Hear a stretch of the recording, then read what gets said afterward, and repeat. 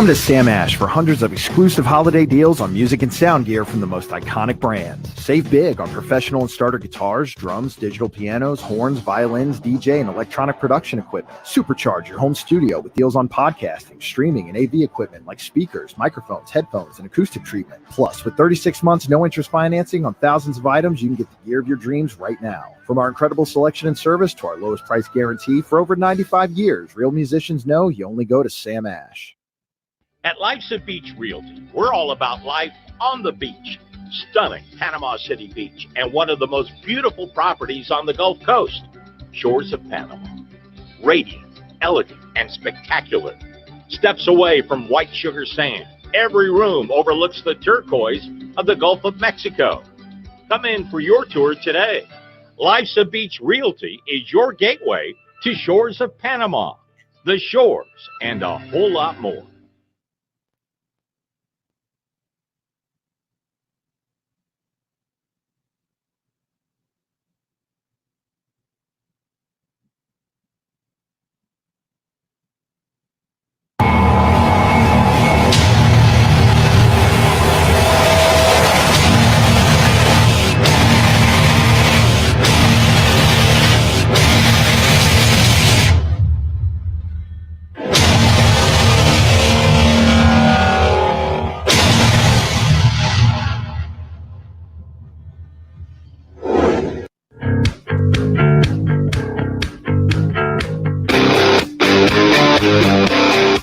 You're now in the Sports Web, a sports talk show for the hardcore fan. Bring your passion, bring your excitement, just don't bring any nonsense.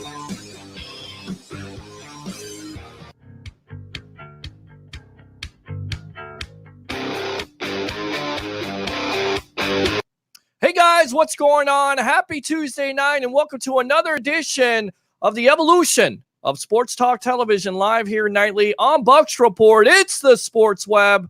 I'm your host, Peter Blake, starting at a special time, giving you something to think about at 9:30. And the reason why is we're going to have a Super Bowl champion from the New York Giants and, of course, former Tampa Bay Buccaneer great wide receiver Michael Clayton on with us talking about, of course, the Tampa Bay Buccaneers, the state of the Buccaneers in 2019 and 2020.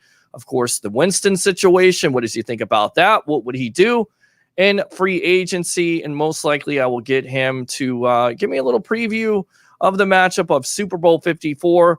And then after that, we'll get him off. We'll get your phone calls, and we'll have Tampa Bay sports broadcasting legend, Mr. Al Keck, 40 years of sports broadcasting experience, WTSP Channel 10, WFTS Channel 28, breaking down the matchup of Super Bowl 54 between the Chiefs and 49ers.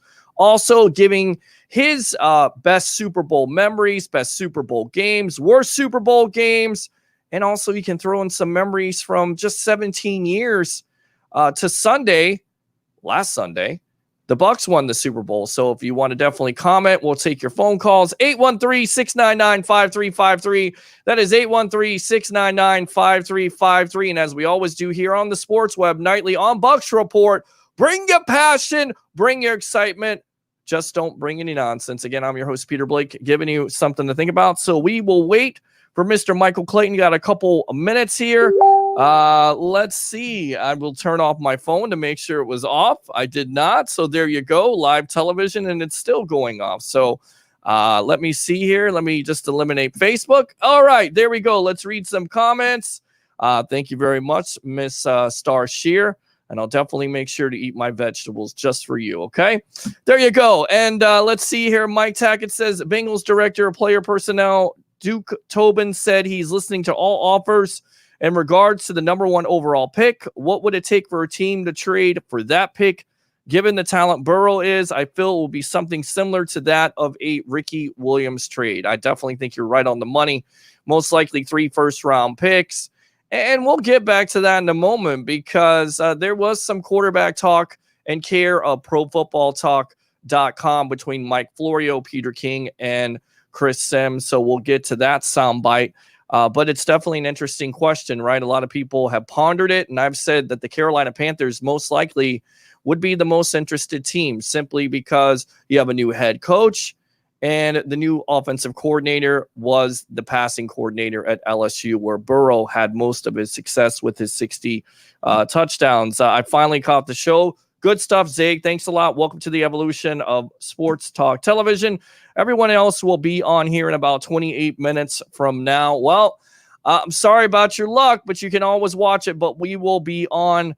The response is good with Al Keck. We'll be on for as long as it is. If not, we'll end it for the night. We'll be back tomorrow night. We'll have Alex Fleming of Fantasy and Flavors. Also, before that, the Charles Richardson Show. I will be getting on his show as a guest, I guess a guest spot there, being a co-host and talking about WWE wrestling. You heard me right. WWE wrestling, the Royal Rumble, and what transpired the other night. So I guess I'm multifaceted at this point. So we'll talk about that. And we'll have a show tomorrow night. Most likely Alex Fleming, try to get Leo Haggerty. And of course, your phone calls, as always. Michael Clayton is going to be on tonight. Love the show, Peter. Thanks a lot, Carlos. Appreciate it. And we're just waiting for the call. Hey, guys, what's up? And give up the next 5 years of second-round picks for Burrow. Don't think that's going to happen. Second-round picks will not get it done. Not at all. So we're just waiting for Mr. Clayton to call in here and get his analysis on that. But with that being said, we're looking at Super Bowl 54, the matchup. What do you guys think? Are you excited about this matchup? What's your favorite Super Bowl memory? I want you to write me here or get on the phone lines, because when Al gets on, we'll take some phone calls from you. We'll see how this works out tonight. Al may not be able to hear you, but I will, and we'll get your thoughts, your favorite Super Bowl memory here. What's going on, Cornell? And what is going on? Wrestling ain't a sport. It's a theater event, but it is coming to the Bay Area, whether you like it or not, Mr. Matt Colson. WrestleMania will be at Raymond James Stadium in April. So it is definitely an event that ESPN covers, that Fox covers. So it may be a theater event to you, but it's considered sports entertainment, as my father would say. So we're just waiting here for the call. Chargers said Rivers will not be back. Could we see him in Tampa as a bridge to a rookie, possibly Herbert? It's definitely possible, right? Anything is possible. We'll get into those comments from Pro Football Talk's own, again, Mike Florio, Chris Sims, and Peter King. So let's see. Like I said, so we'll read your comments here. 49ers win the Super Bowl. First Super Bowl I remember is Montana bearing the Bengals. That was an exciting Super Bowl, right? 1988, where Joe Montana leads the Bengals down, leads the 49ers down, 93 yards or something like that to win 21-16. And that's in Miami also. And this Super Bowl is in Miami. So we could be in for a really good one. And I think we are. I believe this will be a great game. I absolutely believe it too. So, I mean, it's offense versus defense. And I always go back to this and say, defense wins championships. And, a defense wins championships at that point. Then to me, that would favor the San Francisco 49ers, right? It would favor them. But seeing as Kansas City has an explosive offense and most likely the X factors and Pat Mahomes and Tyreek Hill, which is, to me, what I want to ask a lot of people about is, what do you think about that matchup, Tyreek Hill versus Richard Sherman? Do you think Sherman wins that matchup, or do you think it's Tyreek Hill at this point? And, of course, San Francisco would be the second team in NFL history joining the 88 Bengals and 99 Rams, which actually they'd be the third team in history to the year before, because the 49ers had 4 wins and basically going off single-digit wins at that point to win a Super Bowl. So that's what the 49ers are trying to do at this point. And then, of course, with the Kansas City Chiefs, 50 years it has been since they've been to their last Super Bowl here. And again, it's going to be really interesting what shows up, who shows up in this game. A lot of people expect Pat Mahomes, Tyreek Hill. Can't forget about Travis Kelce. But you look at the other matchup with the 49ers, they have George Kittle, who I think is just as good or maybe a better tight end, as Johnny Dean would say at this point. I think it's in Reed's turn. I think it's Reed's turn to win. Well, you could definitely see the attitude of this team, right? Because they all were dressing up like Andy Reid. and they know the stakes. They want to do this. They want to win for him. Of course they want to win for him. I'll tell you what, though. Let's go back out and really quick, let's go to Warren Sapp's comments about John Lynch. I don't know if you guys caught this last night, played a little bit later in the show, but let's go to those comments and what he has to say to Rich Eisen yesterday about John Lynch and his opportunity to make the Hall of Fame on the evolution of Sports Talk Television. Enjoy. Yesterday was the 17th anniversary of your Super Bowl championship in Tampa. And this weekend could be one of the greatest weekends in the lifetime of John Lynch, where he hears his name for the Hall on Saturday, and then on Sunday gets to hoist the Lombardi Trophy as the general manager. And you know what? You always put it in great terms. I didn't even think about that. Is that right? I didn't even think about that. I mean, you never even think about that being back-to-back. And then it's Groundhog Day for the Super Bowl. So, like when I went into the Hall, it was Groundhog Day. So is that right? We can replay it every day. I get in that movie and go through I got you, babe. Oh, yeah. I got you, babe. It's like it hit the snooze button. Yes. So I give you the floor. Pound the table for John Lynch for any of the Pro Football Hall of Fame selectors that are out there, including those that have passed on him for 6 years in a row now. This will be his 7th year. He's the veteran of the finalists, waiting the longest of any of the finalists this weekend. Why was Lynch Hall of Fame worthy to you? I say it in these terms because when it's personal for me, I just make it in easy terms for everybody to understand. Mm-hmm. Tampa 2 cannot be played in the new NFL. You can't command the middle of the field and dominate the middle of the field like we did with me, Brooks, and Lynch. Mm-hmm. And the Cowboys have their triplets. We have our triplets, me, Brooks, and Lynch. And since you can't play cover 2 anymore, and I'm a dinosaur, Brooks is a dinosaur, Lynch is also a dinosaur. Where do dinosaurs belong? In the museum. And what is the Hall of Fame? A museum. So can you put my dinosaur in the museum? You can't even have a safety hit like that anymore. Mm-hmm. A safety can't get in the box and dominate a football game like John Lynch, like Ronnie Lott, like all the great ones did, like Dawkins. You know what I'm saying? I love Dawkins to death. He's a Florida boy, but I'll take Lynch every day of the week and twice on Sunday. That's my guy. And hey, ask Mark Tremere how it feels to be hit by Lynch. Ask Aldridge. Any of those tight ends in the league, we commanded the middle of the field. And if you wanted to come across, you had to pay a toll, get a pass, and get permission. And we still didn't like it. Now, you would always tell me that the Tampa 2, the Dungy defense, the Kiffin defense was designed to send everything in Lynch's direction. Right to him. Walk me through that. What do you mean by that? Listen, I had B, Brooks had A, and we narrowed it, and we just call it the free man. And Lynch was our free man in the box. That's what you hear all the time now. The 8th man in the box, that's John Lynch. That's what it was, because your 8th man in the box had to tackle like Christian Okoye and the big backs that we had, the Barry Sanders, Rashawn Salam in our division. Robert Smith, all these backs, we fed them to Lynch. And Lynch used to devour them. No one wanted to see John Lynch in that hole. One time Barry Sanders shook him and we realized we had to squeeze the hole a little bit more. we joke about that one. One time Lynch came up and, oh my God, the hole was a little bit too big, and Barry Sanders did that, and whoo, well, it was one of those highlights. He did that to everybody. Yeah, I told Lynch, I said, don't worry, baby, you're on the list now with the rest of us.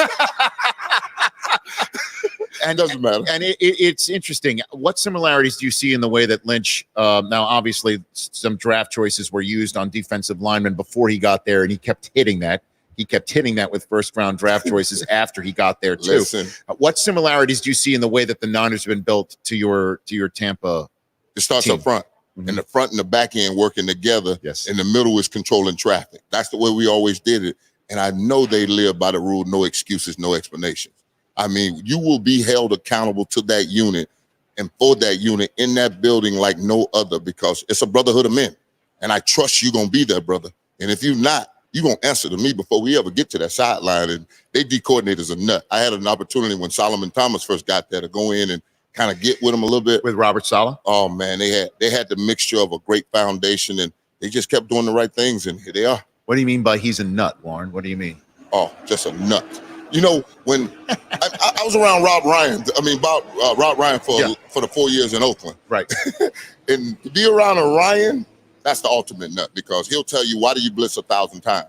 Because 999 times ain't enough. So when I got around the solid guy, he had just came from Jacksonville, and he was trying to establish himself. And I wanted to see if he was consistent. And boy, is he consistent with his message, his preparation, and how he brings it to him. But he's a nut.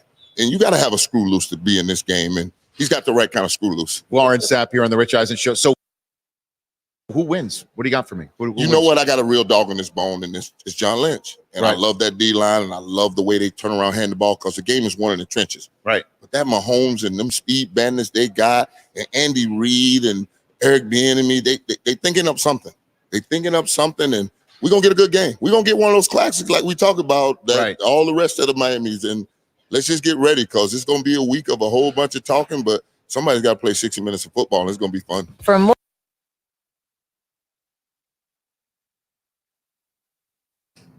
So there you go. I put myself on mute and unmuted myself. There you go. Welcome back to the Sports Web, the evolution of sports talk television. I'm your host, Peter Blake, giving you something to think about. So there you go. That was Warren Sapp there with his comments on John Lynch.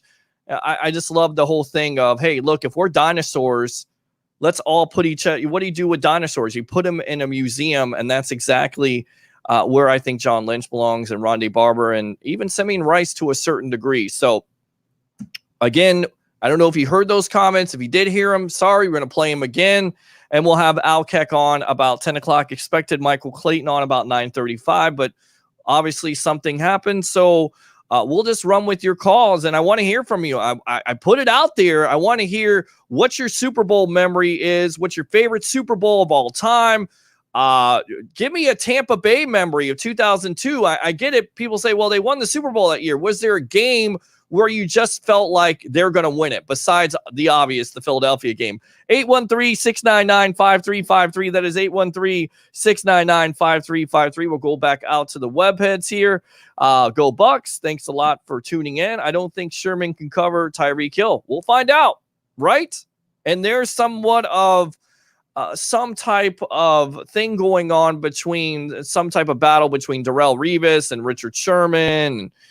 And I know that Darrelle Revis is going to be all over Sherman. So that's going to be something to watch. And there's been some trash talk. This hasn't been a boring Super Bowl. We're going to get to that in a moment here with some of that trash talk from Mr. Frank Clark, who joined the Chiefs this year in the offseason, where D Ford got traded from the Chiefs. He had some interesting comments about Ford. Let's go out to Roger Shue. Hey, Pete, Jameis sucks. Always love the intellect that you bring here. You brought absolutely nothing to the show. I really appreciate you, Roger Shue from Newport Richie. There you go. Warren Sapp is so radioactive. All he can do now is one-off interviews. He should have tried to cheat those hookers. Was it really worth it? Jeez, come on, Matt. I guess Sapp has never heard of Ed Reed, Troy Polamalu, and Steve Atwater. He can't, but can KC stop the 49ers front four? I don't think so. That's the intriguing matchup of this. Right? I'll tell you what, let's wait. Let's go out to some shade provided by Mr. Frank Clark on D Ford here. Listen to these comments and tell me this is really a boring Super Bowl, because everybody is saying the right things. But I guess Mr. Clark missed the memo here live on the Sports Web. Enjoy. I got a lot of guys over there, DeForest Buckner, Sack Nina. I got, Eric Armstead. I'm not really too fond of D Ford, but I got, like I said, man, it's like the whole defensive line. I know him very well. We've trained together and everything out in Hawaii with Optimal Fitness out there with my guy Mike Bennett. But I want him to do well, but just not this Sunday. You know what I mean? I want him to continue balling, but just not this Sunday. Wait till next season. I mean, I didn't even watch the game when they played the game last year. You know what I'm saying? I was busy doing other things. I was out the playoffs, so I wasn't worried about football at the time. I just knew he had lined up off sides, and that anybody who lined up off sides in a time like that, I feel like that's a dumb penalty at the end of the day. I'm sure he feels the same way. Myself personally, I've lined up off sides before. Not in that type of capacity, but I've lined up and cost my team, games. I've jumped off sides. I've done things that cost. I've been suspended. Who knows what it was, but just at any capacity, that's just something that shouldn't have happened. It's a year later though. He back here this year, and it's a wonderful thing for him. I'm sure he got a lot to prove. So it's gonna be a good day out there. So basically, he called, and welcome back to the Sports Web. I'm your host, Peter Blake, giving you something to think about. Open phone line, 813-699-5353. That's 813-699-5353. It's the evolution of Sports Talk Television live here nightly on Bucks Report. Join the 64,000 following we have here on Facebook. And not only are we on Facebook tonight, but YouTube and also Twitter and Periscope. So definitely check in to those. But basically what Frank Clark said is that D Ford is dumb. You don't think that Ford is listening to all this stuff? I mean, he's already motivated, right? He's watching his former team in the Super Bowl with his new team.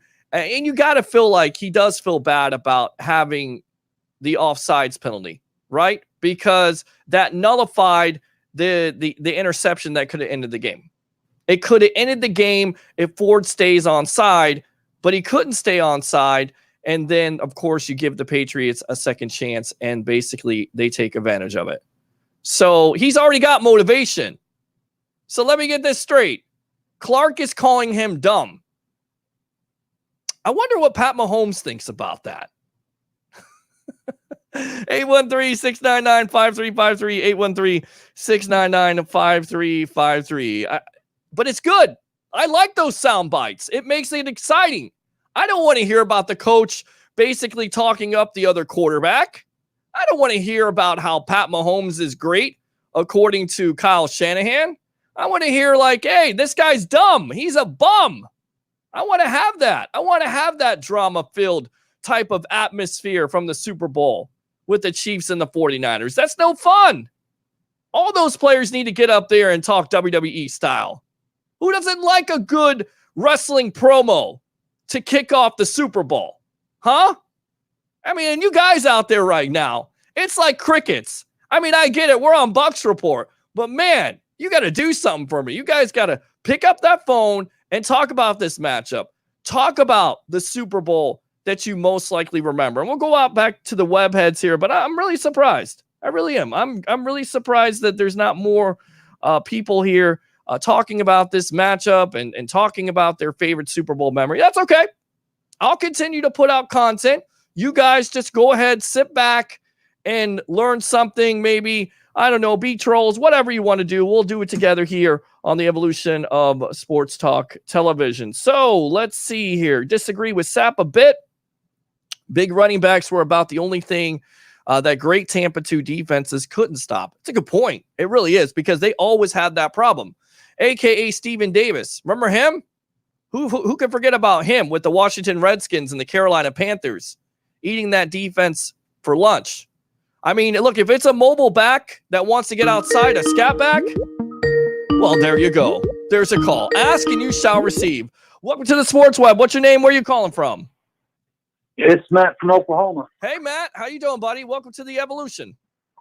I'm trying to prime the pump. Going to get you started on the phones tonight. No, that's okay. Go ahead. Go for it.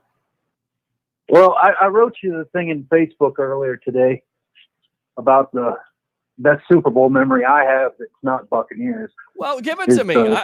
You're kind of telling me in my inbox, you're whispering sweet nothings in my ear, but you're not telling everybody about it. I don't want to hear your sweet nothings. I want everybody else to hear what you have to say. So go ahead. I think it was number 34. Okay. And I believe that was the year the Bert Emanuel pass cost us a game. That would be the 1999 NFC Championship game, and the Super Bowl was the Tennessee Titans versus the St. Louis Rams. And ladies and gentlemen, that is the only Super Bowl I never watched. I could not watch it after the 99 NFC Championship game, and I think a lot of Bucs fans out there felt the same way. You just couldn't watch it because after losing that game versus the Rams, there was a sick feeling in your stomach. You just couldn't get out. Go ahead. Well, I agree with that. I was living in Northwest Arkansas at the time. St. Louis was the local team, and everybody was on the greatest show on turf, and they're going to kick everybody's ass. But after the Bert Emanuel pass, I went for Tennessee, and they almost pulled off the second miracle, which was the most exciting last 5 minutes of the game in the Super Bowl up to that point that I had ever seen. And I'm talking about, I watched Roger Staubach throw the pass off that Jackie Smith that hit him in the chest. He dropped it. Mm-hmm. I saw all the Super Bowls with Terry Bradshaw, and I saw the ones with all the great names of the history. But going up into that, the previous 4 or 5 years were just blowouts. They were like, we're here, one team's really great, the other one's going to show up, and by the time it's over, you don't really care. Right. But that Rams game versus the Titans went down to the last 2 seconds of the game, and Steve McNair, bless his heart, was he got shorted, I think, a little bit. That was just incredible that it came within 99.5 yards of the full field. He couldn't reach over the line. That just was crazy. So Yeah, I remember that I was. Who was the guy that was screaming and stopped? yelling and- Was it Dyson that was stopped at the goal line before Yeah, he it hit was the goal Dyson line? that- Yep. reached out, and I don't know why he was at that location where he was at. Mhm. You know, when you run on the route and it's like a first down, you should go to the stick and then cut across. And he should have done a similar thing with the end zone, but he didn't. So he was 6 foot something, and he needed to be 6 foot something a little more. And it's just that was a crazy game. Yeah, no, it was definitely a crazy game.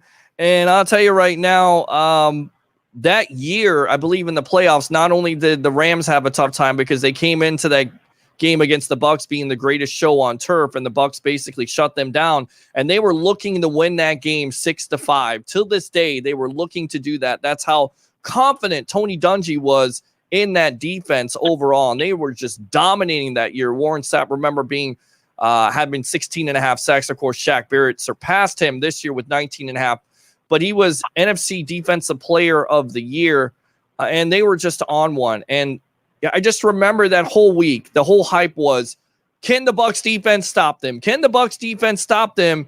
And I just remember a defensive player saying on the Jim Rome show, look, if John Lynch tattoos you and hits you enough, and those Bucs players hit those receivers enough, they're going to fall down. They're not going to want to catch. And you watch that game, those receivers and Torrey Holt and Isaac Bruce, they weren't making it a big-time impact. Kurt Warner, I believe the second or third play of the game was picked off by Steve White. So the Bucs got great field position. The unfortunate thing is they couldn't cash in and score a touchdown. Settled for field goals and safeties and everything else. So I just remember the hype, and I feel like that hype is coming through this week with the Kansas City Chiefs and the San Francisco 49ers, and I think that's dangerous. I'm not taking away from the Chiefs because they got a hell of an offense and a great young player in Pat Mahomes, but I just feel like, you know what? This defense, I don't know if the Chiefs have seen that. Going back to the whole Bucs thing, you know, for me, it was just so disappointing to watch that game. In that same year, and I know you remember this, they had the the Tennessee Miracle, the Nashville Right. Miracle, with Dyson getting the touchdown from Frank Wycheck. Do you remember that? Yeah, with an illegal forward pass. I knew you would be the guy. You would be the guy that would say that, and it may have been. It may have been, Matt. So, what was your worst Super Bowl? If they had today's technology, they could have justified that a lot better, but they never could. It was so close that they had to leave it as a lateral. But it depended on what side of Mississippi, whether or not you thought that was a legal pass or not. And yeah, I know the people in St. Louis were like, nah, he shouldn't even have been there. But if they hadn't had done that and they got over that hump, Jeff Fisher managed to get him to the big game somehow or another, and they gave St. Louis total fits. I mean, they were a lot like what this Kansas City team is as far as speed with the Rams. But I think this year, I just think Kansas City Chiefs and Pat Mahomes have more speed, more options, more ways to play with the RPO than San Francisco can match when they have to use a running game to score. You can't outscore a team that hits in 2 minutes. 20, what did they get? 27 points in a quarter? Yeah. A couple weeks ago? Amazing. And you look at Mahomes. Well, what you do is you rush the passer. I mean, that's what you got to do, and that's what you got to contend with in this game. Not only do you have a D Ford who has extra motivation now after Frank Clark made his comments about him basically being, in so many words, dumb. I mean, you just don't do that. I love it. I love it being a media person, but you just don't do that. That's bulletin board material. And you have Nick Bosa, you have Eric Armstead, you also have DeForest Buckner, excuse me. DeForest Buckner in the middle there. So you have a proven line that can get after it. And again, I don't think the Chiefs have seen this type of a line. But the thing is, if these defensive ends and these defensive tackles get after Mahomes, you have to contain him. And that comes down to your linebackers, possibly a Quan Alexander or somebody of that ilk coming in there and possibly being a quarterback spy. And if you spy on him, you have that one-on-one coverage possibly with Tyreek Hill. So if you get after Mahomes, you better make sure you contain him, because once he gets outside of that pocket, he makes a lot of things happen that's bad for the other team. Anything else, Matt? No, like I said, I just thought I'd share that with you. I know you and I kind of fight back and forth today. Dude, it's all love. It really is. It's all love here, man. I like Super Bowls that end up that way more than these 35-6 blowouts. I remember when the 85 Bears played I think it was the Patriots, and that was a smoke out. I mean, they just blew the doors off, and everybody was all high about it. Yay, Bears and all. It was boring. Yeah. I mean, unless you're a defensive guy and you want to see Mike Singletary knock somebody's head off, you got plenty of that. Well, you got plenty of that, and Richard Dent was the MVP of that game. And remember, they carried off not only Mike Ditka, but Buddy Ryan. Matt, thanks a lot. Use the other phone call if you like to. We're going to get Tampa Bay sports broadcasting legend on, and your guy, Mr. Al Keck, on the I know you love him. So good stuff, Matt Colson. Thanks a lot for tuning in and calling in on the evolution of Sports Talk Television. All right, boss? Have a good night, Pete. All right, there you go. So Matt Colson from Oklahoma City. Let's get him on here. I always call him Tampa Bay sports broadcasting legend. 40 years of sports broadcasting experience, WFTS Channel 28, WTSP Channel 10. Mr. Al Keck, welcome to the Sports Web, the evolution of Sports Talk Television. How you doing tonight? You say those 40 years, and I mean, my kids have no problem reminding me how old I am. That reminds me exactly of how old I am. Yes. Maybe I should just cut that out. But to me, it's being wise. You're teaching me. You're teaching all the Bucks Report people out there, all the web heads, as we call them, on Tuesday nights here about football, about sports in general. And I know you've got some great Super Bowl stories tonight. In fact, you sent me out a picture of you covering one of those. But before we get to all that, and we talked about this on the phone, we're going to try to stay away from the Jameis Winston stuff, even though maybe somebody will mention it here and there. We'll talk some quarterbacks tonight. But let's talk about this matchup. Super Bowl 54 in Miami on Sunday. What is it, 6:30? They need to make this earlier. You know, the pregame is like 6 or 7 hours long. Every football fan has been waiting for this. I say take the week out. Just put it the next week so football fans don't have to wait, because this is a hell of a matchup. You got the Kansas City Chiefs, who haven't been in the Super Bowl in 50 years, and you have the San Francisco 49ers, who basically have the number one defense in the NFL. I mean, how do you see this matchup? Are you excited about it? Well, I think this is one of the best matchups we've had, maybe in Super Bowl history. When you look at really everyone involved here, from this Niners defense and this incredible offense from the Kansas City Chiefs. In fact, it's real interesting. Anywhere you go, anywhere you listen, anywhere you tune in, and you ask, who do you like in the Super Bowl? The opening words are exactly the same thing for everybody. Everyone starts out with, well, Patrick Mahomes is pretty good, you know. So, and it just goes from there. So I think a lot of people, especially here with John Lynch, their heart would really like to see the Niners win and would love to see John Lynch win a Super Bowl as a general manager. But then they start thinking about that game, and they start thinking about just how dangerous Patrick Mahomes is. Then it can be tough. Let's remember that Niners defense in the season opener, you know, handed Jameis Winston his most frustrating day of the season, without a doubt. A couple of pick sixes, and he didn't throw for very many yards. So this is an excellent Niners defense that's taking on probably one of the most dangerous offenses in Super Bowl history. So it'll be, thank you so much. It will be, I think, at least on paper anyway, a fascinating matchup. Here's what I'd like to see. I mean, don't play it earlier. Play it on Saturday. Play the game Saturday. Give them 2 weeks to get ready no matter what. They play the game on Saturday. And then what you do is on Sunday, you replay it.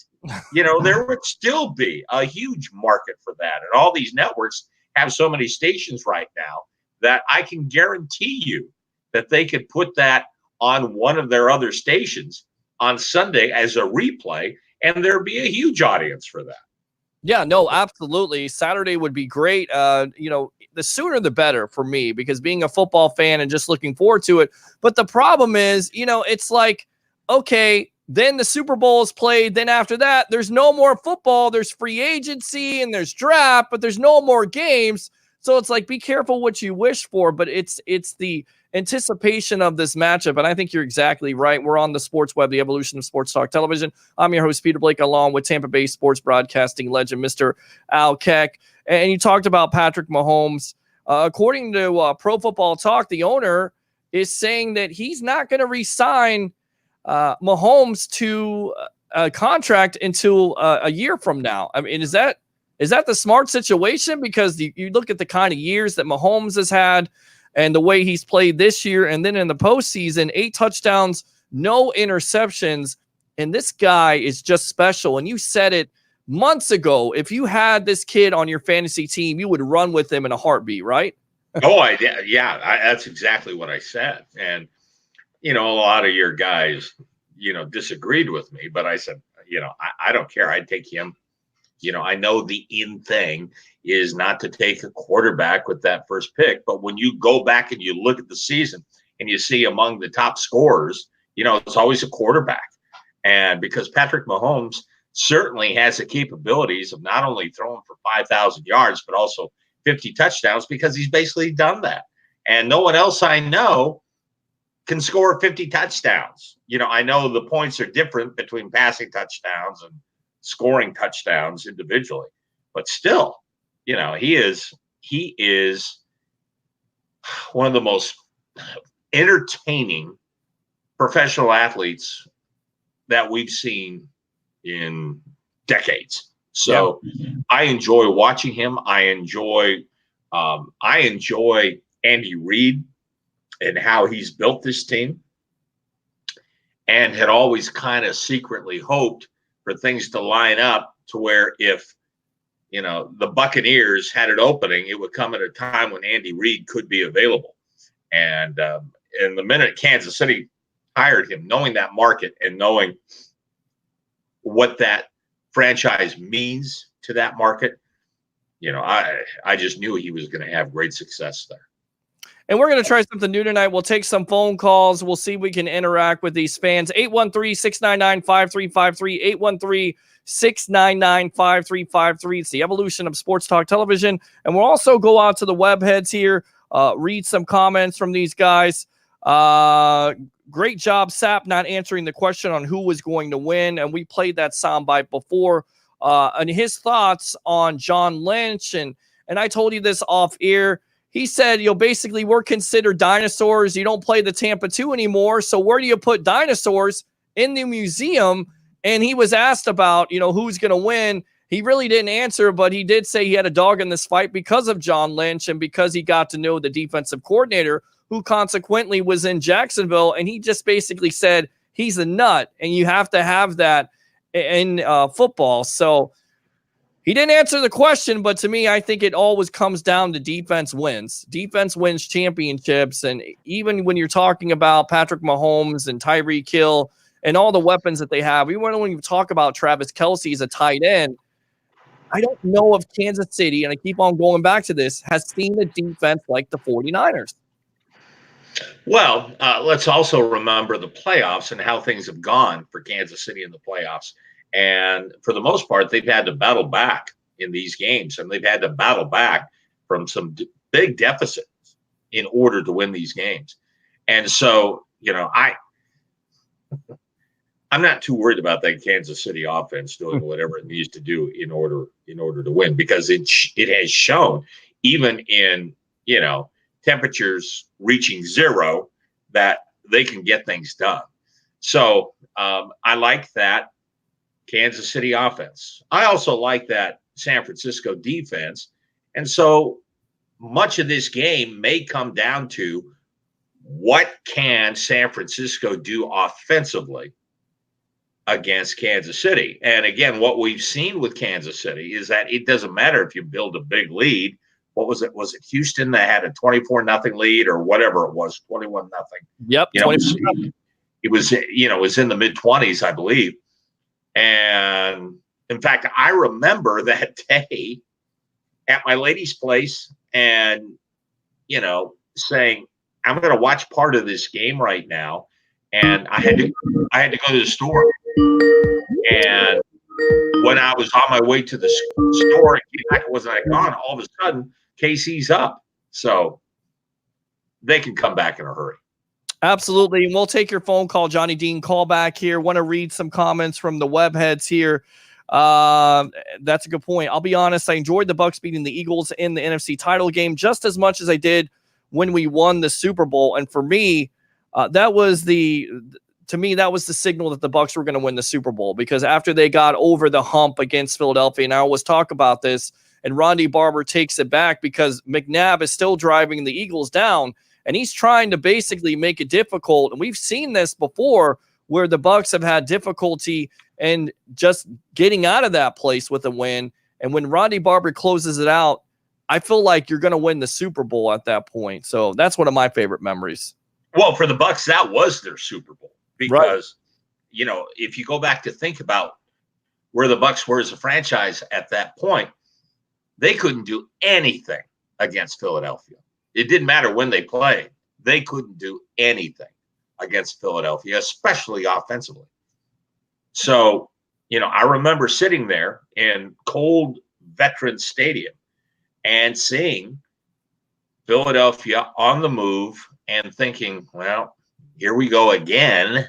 And then all of a sudden, Ronde Barber makes that interception. And I think it's the biggest play in the history of Tampa Bay sports. I agree. That set the tone for them going, because they left immediately after that game and went to San Diego and got ready to play the Raiders. I'll give you another play, though. Marty St. Louis in Game 6 in Calgary to take it to Game 7 in overtime. Remember that? Mm-hmm. Oh, absolutely. I was there for that as well. Oh. And that same year, I believe it was Vinny Lecavalier scored against Montreal in the final seconds. Yep. To pull a game out of nowhere that they won. And I remember obviously I was there, and we had to go to the locker room to get sound as quickly as we could. And we're on an elevator and get to the bottom floor and started to walk out towards the locker rooms, and the locker rooms were still closed, and it was eerily quiet in Montreal. And I'm thinking, gosh, they're getting ready to win a game. This is strange. And someone told me, Vinny just scored, and Tampa Bay went on to win that game. So, when you win a championship, you have a lot of those type of games.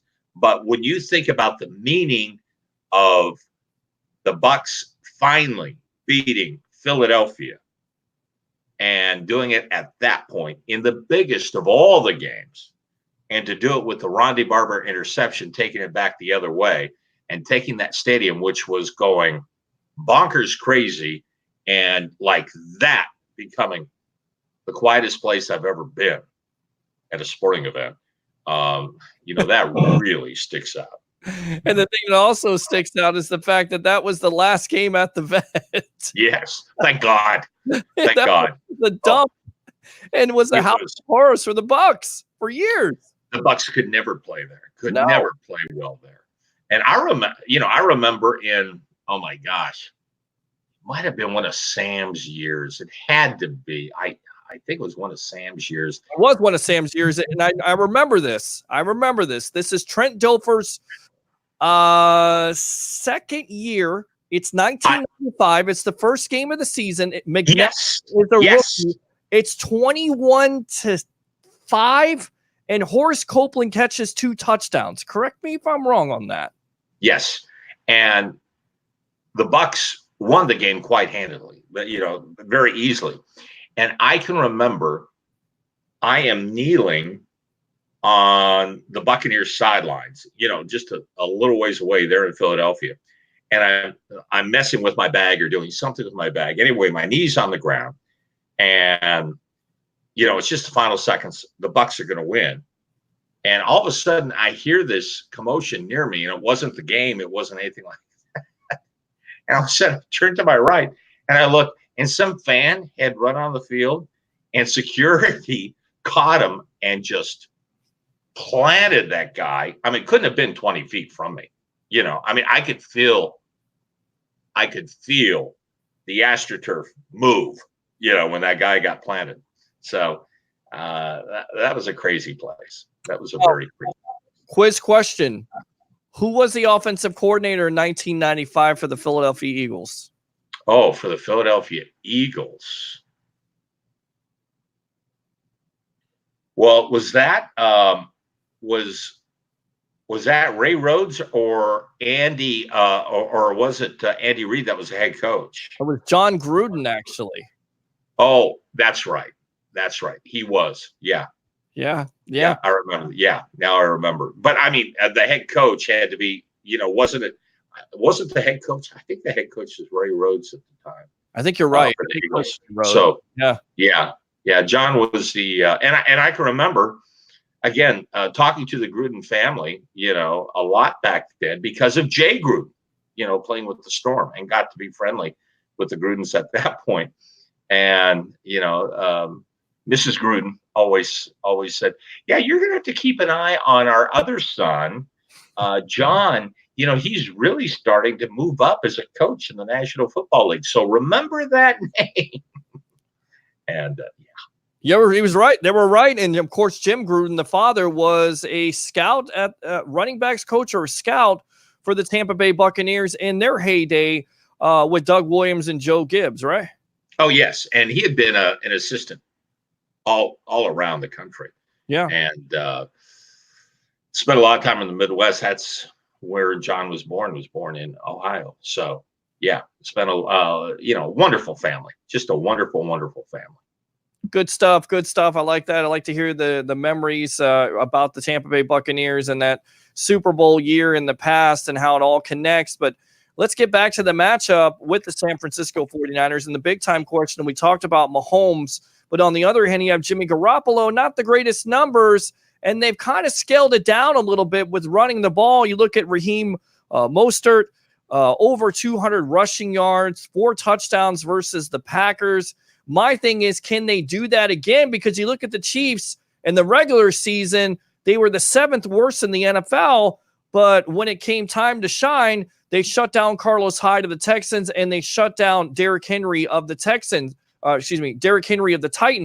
Do you think they can do that again with the 49ers?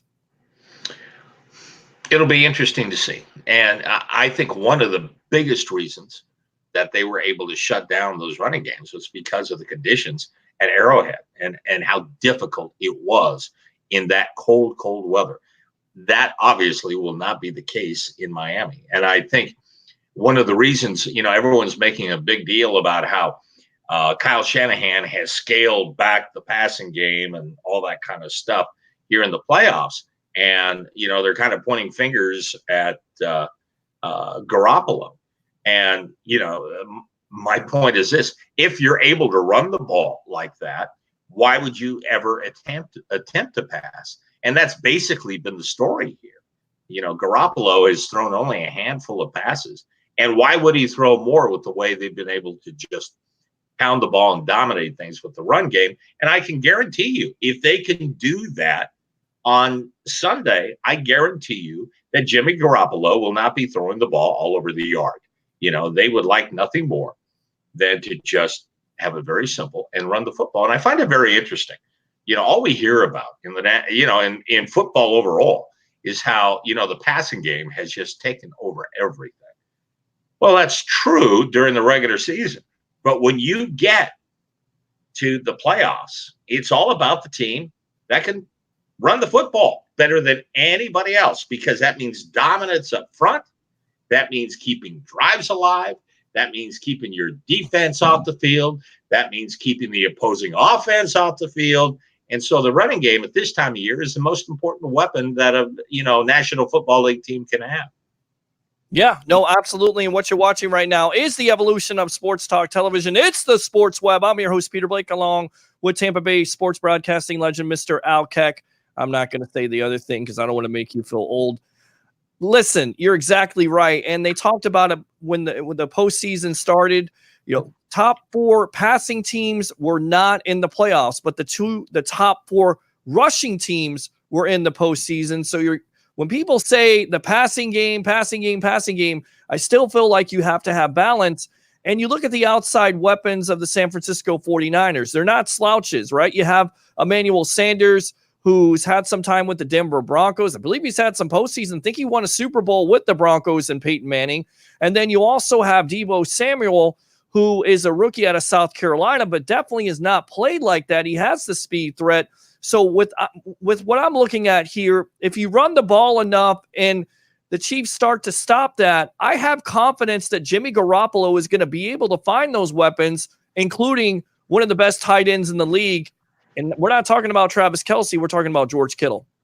Well, yeah. And again, Kittle has been one of his biggest targets, and he's been very effective at getting him the football. But again, in this postseason, it's been a completely different type of offense from Kyle Shanahan. And that's why Kyle Shanahan is respected the way that he is, with the way that he can put together an offensive attack.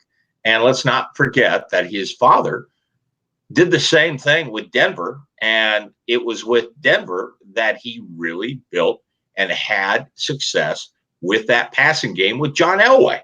So, he's going to try to run the football and see if he can have success at running the football. But, you don't get to the Super Bowl without being able to have some kind of success in the passing game, just enough to keep everybody honest.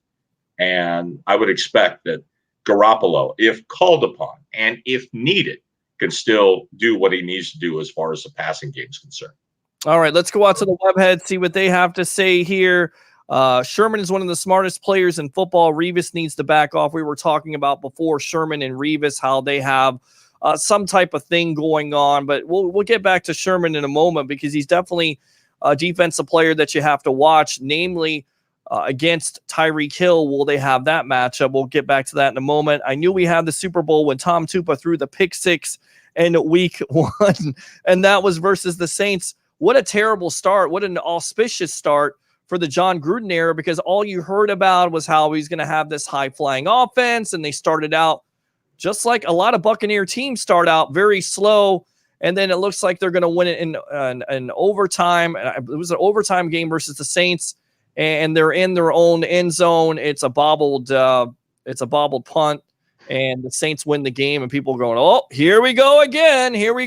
But the Bucs basically do what they did. They came back, they beat the Rams, they went on a run, and then eventually they lost to the Eagles in that game when Warren Sapp and Brad Johnson go out. And Johnson actually has a rib injury that nobody knows about, and it leads to Rob Johnson starting, which was a disaster in itself. So let's see. Unfortunately, our first guest isn't going to make it. And again, we do apologize for Michael Clayton in his absence tonight. Something came up for him. We'll get him back on the Sports Web if we can. We got Tampa Bay sports broadcasting legend, Mr. Al Keck, on with us. Interesting, Jameis 101, and now Clayton making a no-show. Ben Cornett trolling at 1,000 like always. Peter, please let me know how we buy a ticket to the Super Bowl here in Tampa next year at a sticker price so we can make a ton by selling it a few days before the game.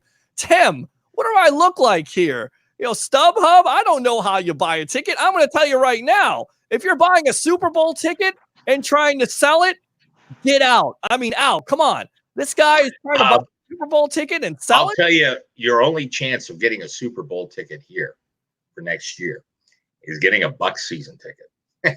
And then you're in a lottery there, and there are Buccaneers season ticket holders that will get an opportunity to buy tickets to the game. But get ready for sticker shock, because I'm sure the face value is well north of $1,000 per ticket for not the best of tickets. Yeah, I mean, if you want to sit in the nosebleed section, go ahead, go for it. I guess you want to experience the Super Bowl. But again, I'm just not selling a ticket. I'm not doing it. I guess maybe if it's the nosebleed section, you would sell it. But even then, you miss out on the whole experience of going to the Super Bowl. It's a once-in-a-lifetime thing, and it's in your own backyard, and you want to sell the ticket? I mean, come on. All right. I will tell you, the last time a Super Bowl was here, and that was, at a time when security was extremely tight and people were a little nervous about it, that, as a media member, they told you, get there a couple of hours before the game, because going through security is going to take some time. And so I showed up about 2 hours before and, go in. And again, the security situation is extremely tight and quite lengthy. And what happens is once you walked in to start the security process, they kind of paired you up, and you would go through two at a time, all the way through. And my photographers were already in there getting ready for the game or whatever. You'll never guess who my partner was. Who was your partner? You will never guess. It was Kourtney Kardashian. Oh, wow. Swear. True. And so we spent the better part of an hour together.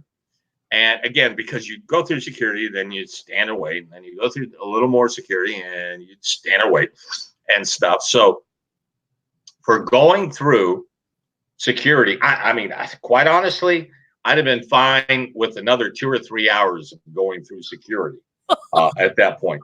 She was just a neat young lady, and was about what? This tall? Not very big at all. And so, but it was fun. It was fun. We had a good time going through security. Nice. Good story. That's a good story. That's a great story. I could see why you would want the time to waste there. Wow. That's good. I'm imagining that. Okay. Frank Clark, that guy who beat up his girlfriend calling someone dumb, the irony. I didn't know Frank Clark did that, so I had to check that out. But we played these comments before. In fact, I'll tell you what, let's go ahead and play these comments from Frank Clark during the Super Bowl week. And I talked about it, Al, how boring it's kind of been the last couple of years. But Frank Clark has definitely provided some bulletin board material here about Dee Ford. Here we go. Oh. So I got a lot of guys over there, DeForest Buckner, Sack Nina. I got, Eric Armstead. I'm not really too fond of Dee Ford, but I got, like I said, man, it's like the whole defensive line. I know him very well. We've trained together and everything out in Hawaii with Optimal Fitness out there with my guy Mike Bennett. But I want him to do well, but just not this Sunday. You know what I mean? I want him to continue balling, but just not this Sunday. Wait till next season. I mean, I honestly didn't even watch the game when they played the game last year. You know what I'm saying? I was busy doing other things. I was out the playoffs, so I wasn't worried about football at the time. I just knew he had lined up off sides, and that anybody who lined up off sides in a time like that, I feel like that's a dumb penalty at the end of the day. I'm sure he feels the same way. Myself personally, I've lined up off sides before, not in that type of capacity, but I've lined up and cost my team, games. I've jumped off sides. I've done things that I've been suspended. Who knows what it was, but just at any capacity, that's just something that shouldn't have happened. It's a year later though. He back here this year. It's a wonderful thing for him. I'm sure he got a lot to prove. So it's gonna be a good day out there.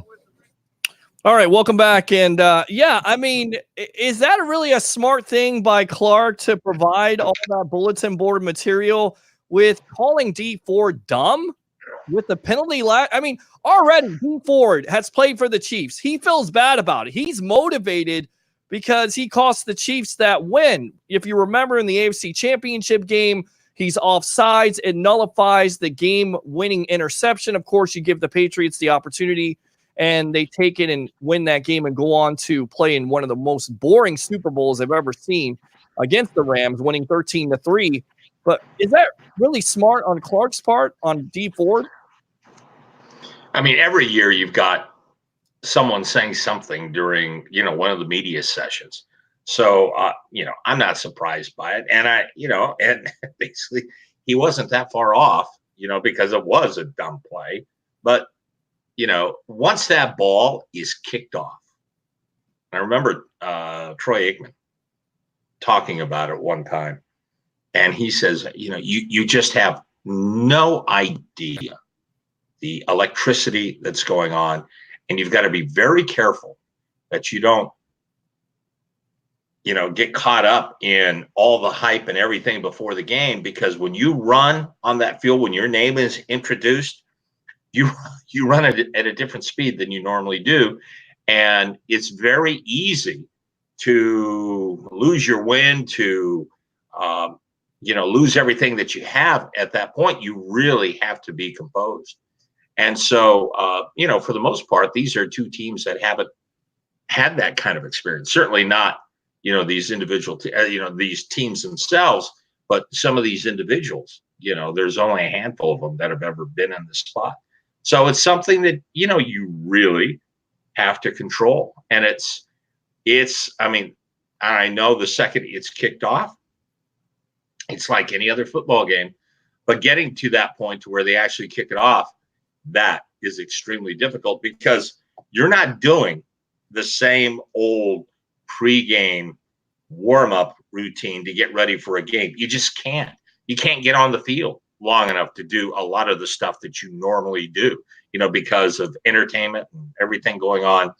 And, you're kicked off the field a lot earlier than you are, and can't get back on until a whole lot later. So it's just a different animal. You have to know what to expect, and you've really got to be ready for something like this. All right, let's go back out to the web heads here. Peter doesn't do sweet nothings. He just gets down to that was from the other comment. Revis was much better player physically, but he was not able to do what Sherman does. Sherman can be moved to safety or outside or either end of the field. Sherman can see a route, cut it off before the wide receiver can finish it. Revis played on pure athleticism. And, talking about Richard Sherman, because he's always a hot topic when it comes down to postseason and coming out and talking smack. But to me, the matchup you have to look out for is Richard Sherman versus Tyreek Hill.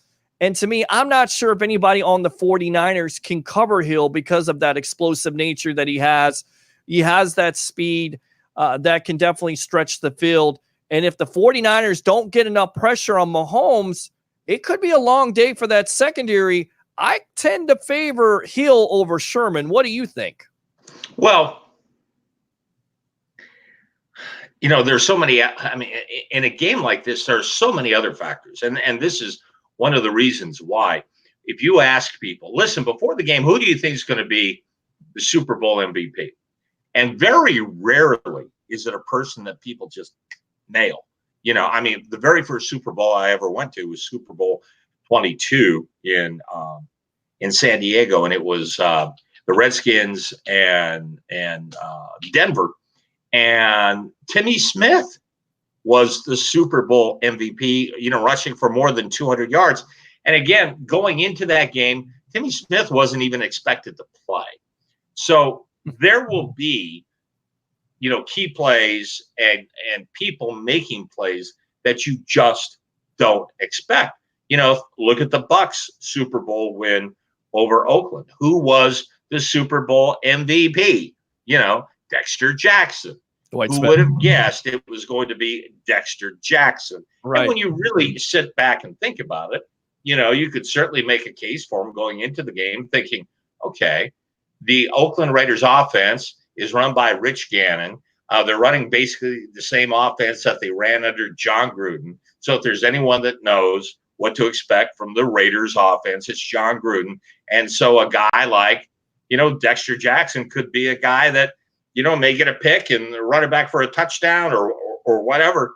And so in that way, it's not surprising. But there will be someone that's an MVP. Maybe it will be a Patrick Mahomes. Maybe it'll be someone totally out of whack for San Francisco. Who knows? But that's the beauty of watching the Super Bowl. That's why, every single play is huge in a game like that. Yeah, no, absolutely. And I want to get back to that Super Bowl memory, the first one you covered, because you had a funny story about Radio Row or the press conferences with Doug Williams, right? Oh, that was it's Super Bowl 22. Mm-hmm. So it comes at a time to where, the Super Bowl obviously was the biggest sporting event of the year, but, as far as media's coverage is concerned, it wasn't one of those, it still wasn't the point to where when you go to Super Bowl media day that you have people from the entertainment world, showing up at the game or showing up at the media day and making spectacles of themselves and, doing all that kind of stuff. Wasn't like that then. So it was just basically for the media. And I remember being there, in the Doug Williams interview, where he was surrounded. Back then, all they did is they just stuck him in the stands and you would just surround him and you had an hour to talk to each team. And I went and talked to Doug Williams because he was the story for the Redskins.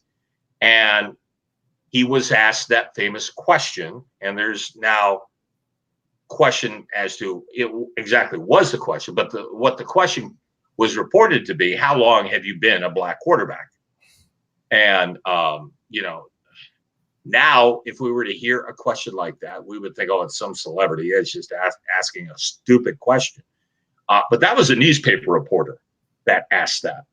And I Googled it today and found some pictures from that media day and from Doug Williams. And I'm sitting right behind Doug Williams. And I remember I couldn't hear the exact question,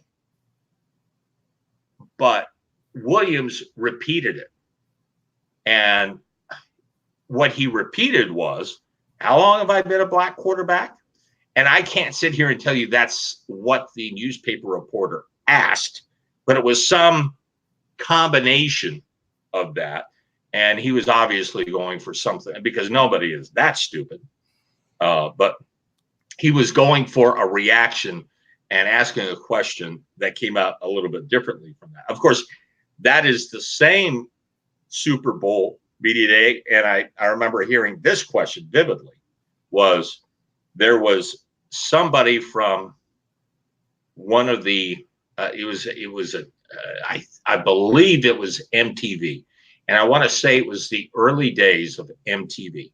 Mm-hmm. And one of the this guy was this reporter was going around asking a lot of this question to a lot of the players, and it was played in San Diego. San Diego is known for the San Diego Zoo. And so the question was, if you were an animal at the San Diego Zoo, what would you be?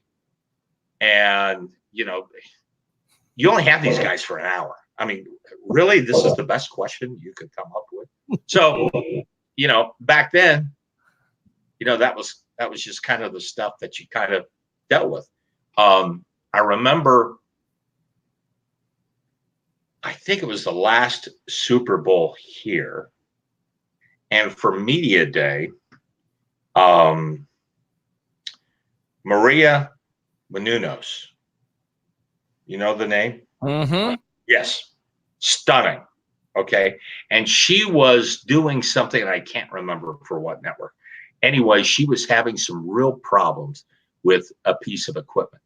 And I'm standing there and, poor thing, she's just really having kind of trouble. And her producer is nowhere to be found, and she knows she's up against the clock and that kind of stuff, and she's getting kind of frustrated. So, but she was all by herself, and so I just went over and I just went, "Here's all you need to do is," and she, I helped her out. And so she was so very thankful. Thank you so much. I can't tell you how much I appreciate it, blah, blah, blah. So you meet a lot of different people that some are incredibly nice that you know, some are not. And so Super Bowl week is always fun. I never enjoyed covering the game. But Super Bowl week is fun. Mm-hmm. And my feeling was always, if I could be there for Super Bowl week and fly out on Saturday, that's exactly what I would love to do. And then get home and just watch it on TV. Well, actually, I got a chance to do that because I was working for 1010 AM at the time, doing a show, and we got Radio Road credential down there, and we got a chance to go down there, and it's just so crazy because there's celebrities walking around, and at the time, it was the Colts versus the Saints, of course, Peyton Manning versus Drew Brees, and the whole story was, could the Saints finally win the Super Bowl? And you had grown-ups down there. You had Adam Sandler, Chris Rock, David Spade, and I'm trying to think of the other guy, and they were all walking around. And I remember trying to get a guest at the time for J.P. Peterson for his radio show, and it was I'm trying to think, Roy Jones Jr. And the first thing I got his attention was, hey, big fan, you do a great job. But, Sylvester Stallone called you. How come you didn't do Rocky Balboa? And it's like, no, man, I didn't want to do it. I said, well, you would have been better than Antonio Tarver. No, man, I didn't want to do it. But what I did was I got his attention, and then he was on the radio show. So that's how you kind of got to be. If you're down there, you're working, or you're on Radio Row, it's like being a salesman at that point. You got to get somebody's attention any way possible. And I threw out Sylvester Stallone and Rocky Balboa, and the guy I thought was going to knock my head off because he was just so upset about the question. No, I didn't want to do it. I was like, okay, all right, well, you're going to do the radio spot, so I'm not going to talk about it anymore. Right. And it's one of those things. And I got out of there by Saturday and got a chance to watch the game. I didn't cover it, but we did, pre-game show and interviewed celebrities down there. I think Bernard Hopkins was down there at the time, and I think he was with Roy Jones Jr., and he put on a spectacle. He was doing it WWE style. He actually threatened to punch the guy in the face, and it looked like it was legitimate. And I just take it with a grain of salt because I always enjoy those kind of interactions. You don't know if they're real or fake, but it really makes the Super Bowl week much more enjoyable for shows like this, right? Well, I remember, again, that Denver-Pittsburgh Super Bowl. I did my early newscast from the Super Bowl hotel and just had, a couch there, and I had a producer, much the same thing. We're live, mm-hmm. and, I'm talking to the camera, and I can feel someone sitting down right next to me, and they would just bring people in, and sit them down, and I would have live interviews. So I feel someone sit down right next to me, and I turned and start again. I have no idea who it is. And I turned to start to do the interview, and it's Franco Harris. Oh my gosh. I'm going, oh my gosh. And so did a great interview. He leaves, start doing something else. I feel someone sit down next to me. It was Terry Bradshaw, And so just something like that. You just have no idea what the who's who it really is. And it really is, for a person that's a football fan, it's an incredible time. It really is an incredible time. Gosh, there are, so many stories like that. That same Super Bowl, mm-hmm. What was really cool for me, because again, it was the first, it was in San Diego. So there was so much stuff going on. And so my dad had always wanted to go to the Super Bowl. So I fly my dad down from Seattle down to San Diego to spend the week with me. And I got him tickets to the Super Bowl. And so my dad was at a point in his life to where he was in San Diego at Super Bowl week. He had a free place to sleep at my place. and it was all other bets were off. Okay, so he took advantage of it, and I'll never forget. I lived about a half hour north of San Diego, and so I said, "Dad, you got to drive me to work today. I got a bunch of stuff I've got to cover, but I don't want you to be stuck, without a car. So you can have my car, but just remember how you get to the station." And all he had to do was get on the freeway and then, drive 20 miles and take this exit, and the station was right there. So 6 o'clock, Dad's nowhere to be found. 8 o'clock, Dad's nowhere to be found. 9 o'clock, and finally 10 o'clock, I get a phone call because now I'm worried. Of course, there are no cell phones. There's nothing like that. Mm-hmm. I get, I'm just worried to death. I can't get a hold of my father, can't, all this stuff. Get a call from the California Highway Patrol. And instead of heading south on the freeway and going left, my dad heads north and takes a right. And unfortunately, I don't condone this. I'm not saying anything other than the California Highway Patrol found my dad going 40 miles an hour on the freeway in Palm Springs. Oh, jeez. So he has now been arrested, and I'm in San Diego. I'm going to be there. I can't just up and leave. I've got probably 2 hours worth of programming we got coming up and stuff. So the lady that eventually became my wife said, "I'll go get him." And I said, I don't want to put that on you, anything. She goes, "No, I'll go get him." And so she did. And so my father had never met her, just knew her by name. And so when he gets out of the big house, and says, "Hi, I'm Jim. Hi, I'm Cheryl." That's how they met. Wow. That's great. That's a great story. We're here live on the Sports Web, the evolution of sports talk television. I'm your host, Peter Blake, along with Tampa Bay sports broadcasting legend, Mr. Al Keck. And going back to that Super Bowl, I got VIP. I got to go to the NFL parties. If you get a chance to do that, because the former players are cooks, I got a chance to eat Jack Youngblood's barbecue, which, of course, he played with a broken leg in the 1979 NFC Championship game versus the Bucs.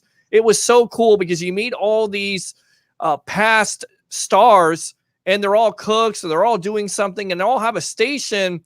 And then you get a chance to see Daryl Johnson, the Moose, which was awesome. He's a good guy.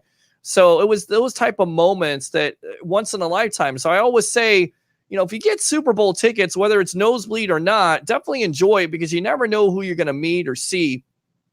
Going back to Super Bowl memories, what's one of your favorite Super Bowls to watch of all time? In your opinion, what's the greatest Super Bowl you ever seen? Well, that's hard for me because I've seen so many, and so it's hard for me. Mm-hmm. I mean, if I sat down and really started to go through them and thinking about them, I love the first Super Bowl game because that was, Kansas City and Green Bay. No one knew what to expect. People expected Green Bay just to hammer Kansas City, but those two leagues hadn't played against each other. Mm-hmm. And it was cool for me because we got a brand new TV and it was a color TV. And I didn't have a color TV before that. So I got to see the Super Bowl and, color TV, which, truly dates myself. But, that was a big thrill. I enjoyed that game. I enjoyed the Super Bowl III with the Jets beating the Colts because Joe Namath was Joe Namath and had the opportunity to meet Joe Namath, a couple of times over the years, and always was not bashful to say that was one of my biggest highlights as a sports fan, to watch that performance. And, my mother, I think I've said before, had just drummed in my head. You don't brag. You don't make a spectacle of yourself. You don't do anything like that because it's almost impossible to back it up. But Joe Namath backed it up that day, so, that was a good one. And then you had so many years where the Super Bowl game was never a good game, never a good game. And I remember I had just taken the job here in August. So the Super Bowl of that season, the Bengals played the 49ers in Miami. And a couple of different things happened there. Story number one, I got there on Monday and flew in, and all the rest of the crew was already there. I flew in, someone picked me up, and we had to go immediately to the Niners were having a workout at the University of Miami. So we sprinted to the University of Miami, and back then you were not allowed to get in. No one was allowed to get into the workouts. And so they didn't even have video of Super Bowl workouts back then. Wow. And so your big shot was guys getting off the bus, walking into the game. Well, we just hit traffic, we hit lights or whatever, and we missed the 49ers going into the University of Miami practice facility. So I remember, thinking about how frustrated and how mad I was because that was going to be my video for the day. And I'm just standing there, ticked off. And there are a couple of students that are just standing next to me. And there was a dorm that overlooked the practice facility at the University of Miami. And I just said to this kid, I said, oh, what I would give to know a kid that had a room on one of those floors right up there. And this kid goes, my room's right up there on the 7th floor. I said, can you see the practice field? He says, yeah, it's just big, easy shot, whatever. And so I reached in my pocket and I gave him $100. Nice. I said, can I rent your room for 10 minutes? And he says, absolutely. So we go up, and they were just in warm-ups, they're just tossing passes. And, I made sure we got Joe Montana, just tossing passes. That's all it was. I knew enough that if I shot some, offense against defense stuff, that I would be in massive trouble. But they were just warming up. Okay. So 6 o'clock news comes. I tell this story about contributing to a young man's education at the University of Miami by using his dorm room, and just told the whole story and showed the footage and all that stuff. Well, apparently one of the guys back here, I have a good idea who it was, but he was being whiny because they weren't there yet. And so when I showed that footage or whatever, he called the NFL office complaining. And so by the end of the newscast, the PR guy for the National Football League was calling my news director and saying that they were going to take our credentials away because we showed this footage.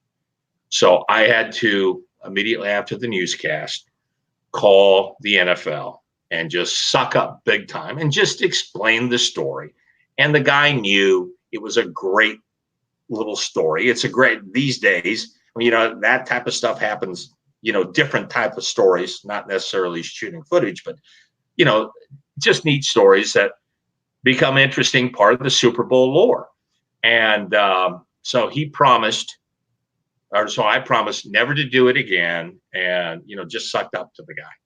And so from that, but my big thing was, hey, listen, you have so many TV stations here. You have TV stations here that are giving you a whole lot more coverage than, these new newspaper guys, yet you do everything for newspaper guys. I said, why can't you have a camera, a pool camera, at each practice, roll off stupid warm-up stuff every single day, and then we've got something to show. And then I don't need to do that kind of stuff. And so from that point on, we got footage exactly that way. And I know it was because of what I had done and how I complained. Now, one more story later in that Super Bowl. Yeah. And again, remember, before that, every Super Bowl was a blowout. It was never close. It was never interesting. Everyone complained about it and all that kind of stuff. And so we had the Super Bowl on our air, and we were going to do a post-game show on our air immediately after the game. And so I had a ton of writing I had to do. Okay. And in a situation like that, you've got to have a producer back in, Tampa to take that information and roll cues and supers and, all this kind of stuff. Right. So it was just easier for me to stay in the hotel, write everything. And then at halftime, I wasn't that far away from Joe Robbie at the time, just hop on the freeway and get there and then go in the game. And, I'd be there sometime in the second half. So that's what I do. And again, I've been in Florida. This happened in January. I've been in Florida since. Oh, we got some problem. Okay.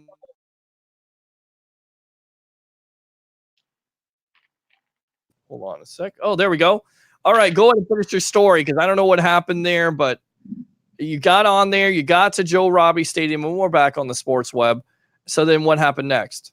Yeah, drove to Joe Robbie Stadium, get there, get in the stadium. Oh, no. On my way to Joe Robbie Stadium, I get lost. I've only been there since, I've barely been in Florida, 6 months. I'd never been to Miami before. I don't know anything about it. And they just kind of, back then you didn't have, your phone, for navigation or navigation was nothing. So I could look over as I was driving and I could see to my left, I could see the stadium, but I was on a different freeway and trying to get there. I didn't know how he was going to do it, but the pressure at that point to where I don't know where I'm going. I see the stadium over there. I'm going to do whatever I can to just get there. So I just drove over the median, and it was a big grass knoll, and just drove over that and get on the freeway going the other way. And it was a toll road. Again, in California on the West Coast, we don't have toll roads, and while we had the sticker and stuff for them to be charged, it was obvious because I didn't have the toll pass from the previous time I'd gotten on, that they couldn't figure out where I got on the freeway.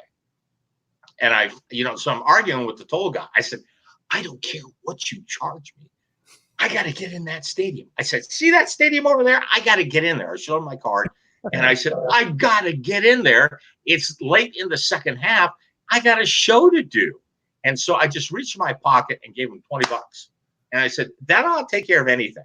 And so just took off and ended up getting in there. Again, I had a pass, and I had not only a seat, but I had a field pass. So back then, I just basically walked right on the field, and it was 3 plays before Joe Montana hit John Taylor for that touchdown, and it happened right in front of me, just literally right in front of me. And in fact, on a lot of the shots from the Super Bowl, in Super Bowl highlights, I can point. That's me right there.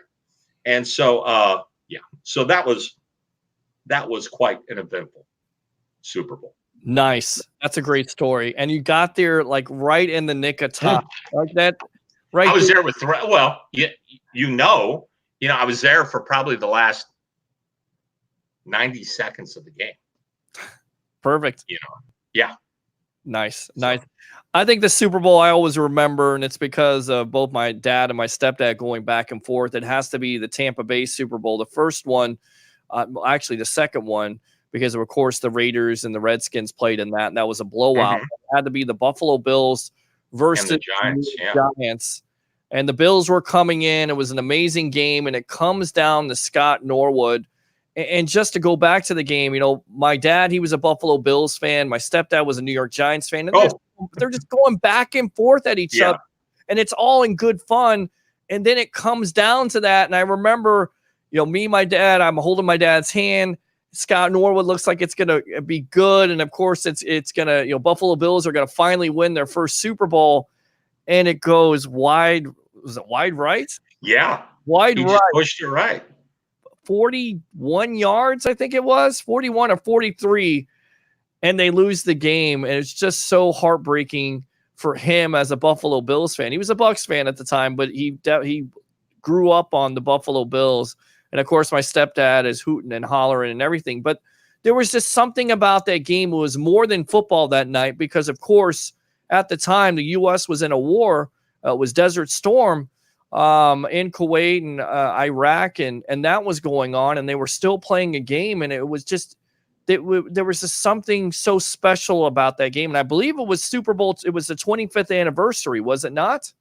It was, yes, I believe so. And again, the feeling going into that game, especially with McDill right down the street, and everything that had gone on, you know, in the Middle East, you know, leading up to that. And people were so worried about possible terrorism and, you know, and that kind of stuff. So when you got in that stadium, and that's the one after my dad getting the trip to the Super Bowl in San Diego, my mom was not bashful about saying, you took your dad, you got your dad's Super Bowl tickets. So this one, I'm going. And so she made it very clear that I was to get her a Super Bowl ticket, and I was able to get her a Super Bowl ticket. Right. And I remember being in the stadium for the first part of the game, and that was Whitney Houston's national anthem, which was easily one of the most thrilling moments of my life, because with everything leading up to that game and everything else, it was such an, you know, the United States was a little bit different then. You know, prior to that point, we didn't have that nationalistic, you know, USA type of pride that we have today. Mm-hmm. And but it changed with that national anthem, and it was easily one of the most powerful moments of my life.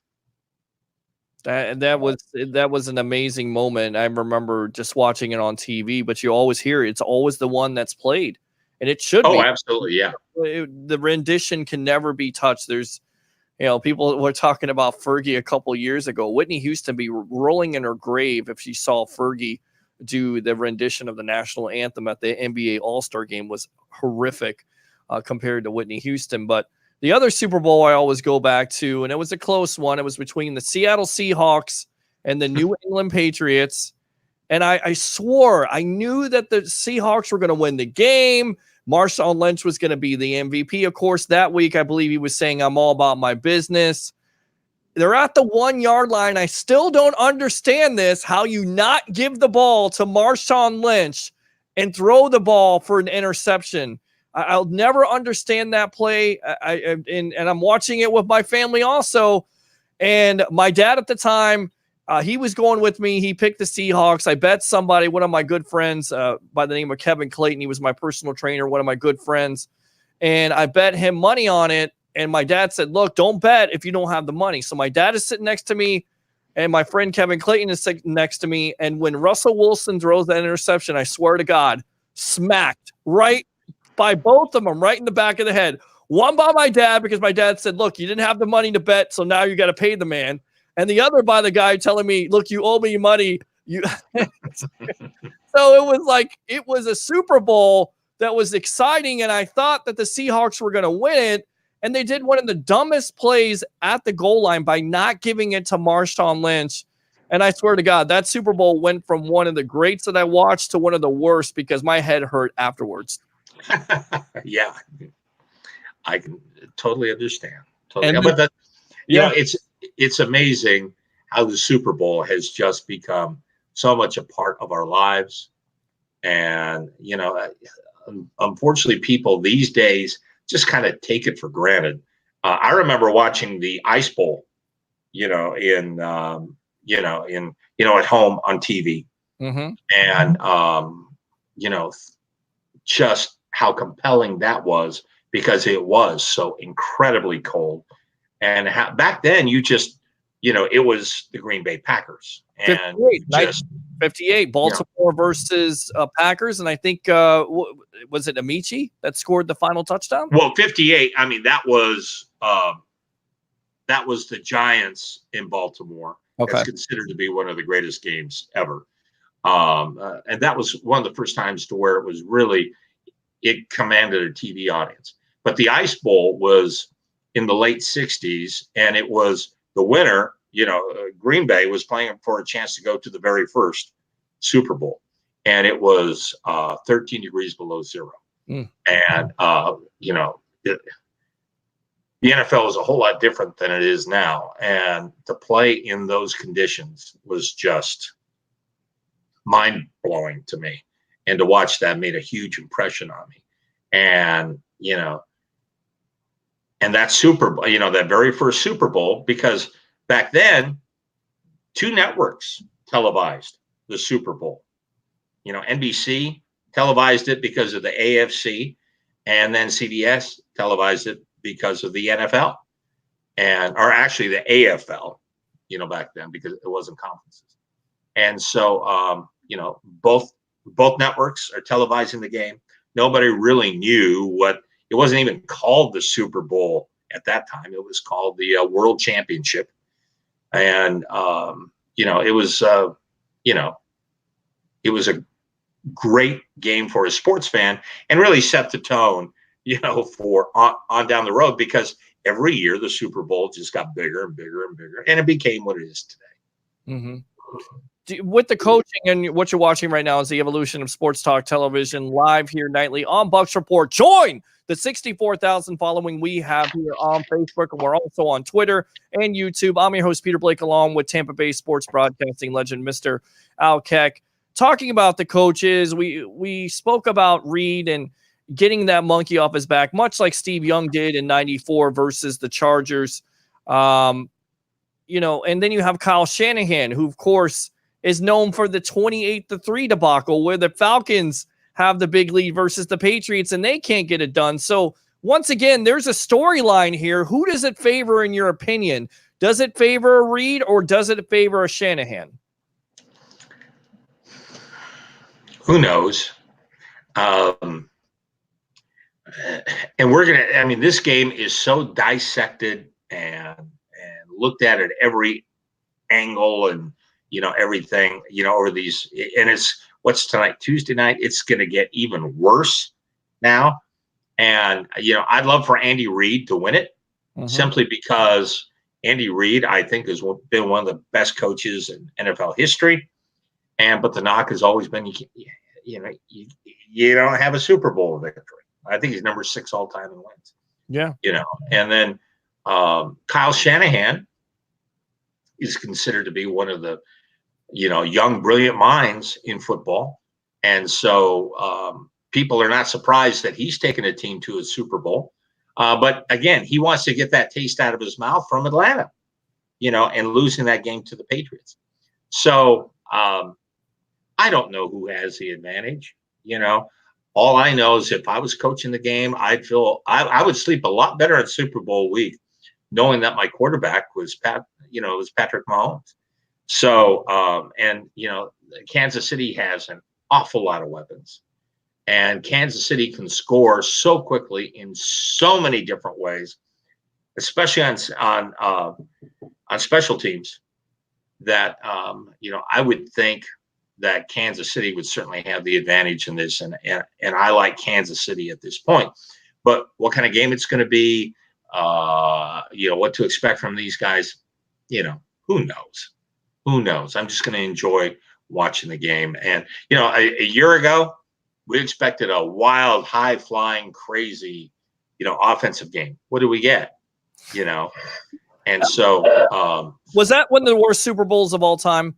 I mean, in your opinion, besides a blowout, there wasn't a lot of suspense. There was some big plays, but it was just boring. I mean, the commercials were bad. The halftime show was bad. And then on top of it, the game didn't have just a lot of plays that stuck out to you. Was that the worst Super Bowl of all time? Because ratings say otherwise. That was one of the worst watched Super Bowls in all time. I enjoyed it. Okay. Because I wanted to see Tom Brady win again. Okay. And I am in the minority on that and all that. But I remember Tom Brady being down here for an Outback Bowl and interviewing him then and thinking, you know, what a neat kid. You know, what a really sharp young man. And so, you know, as a sportscaster, you know, I don't really get involved with, you know, I don't have a favorite team, you know. I mean, I grew up in Seattle, saw the very first Seahawks game, but, you know, when it comes to the Seahawks in the Super Bowl, I just want the best story, you know. Is there a part of me that would like to see my friends, you know, who are to this day huge Seahawks fans win and enjoy that? Absolutely. I'd like that for them. But I don't have a dog in the fight. I just don't. And so I want great stories.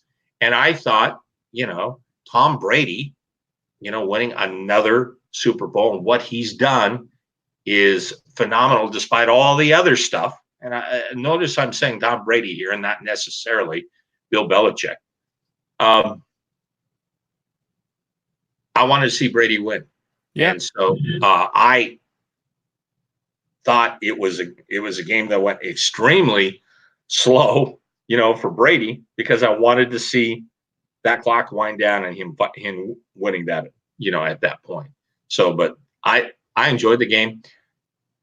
I enjoy all Super Bowls because of their meaning and how at the end of the day, having been, you know, with the Bucks when they won theirs, it brings an excitement, an enjoyment, a pride, you name it, to that city that is second to none. That, you know, for a few months anyway, you know, you can really live off that.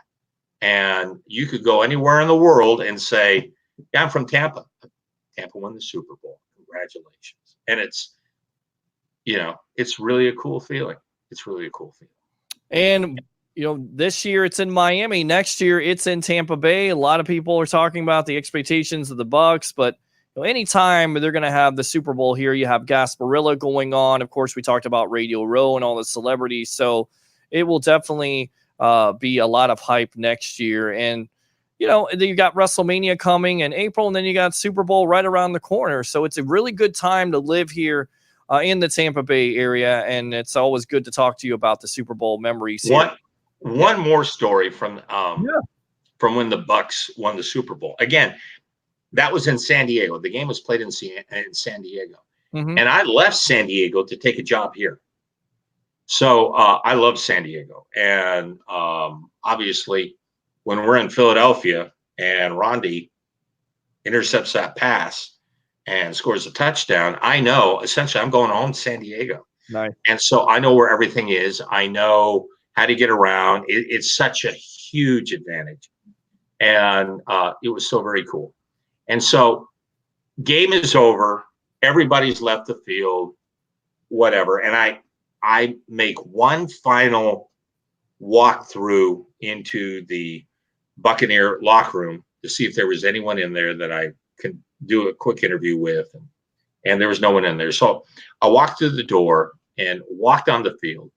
And who do I see standing there? And again, this is probably, a good almost 90 minutes after the game.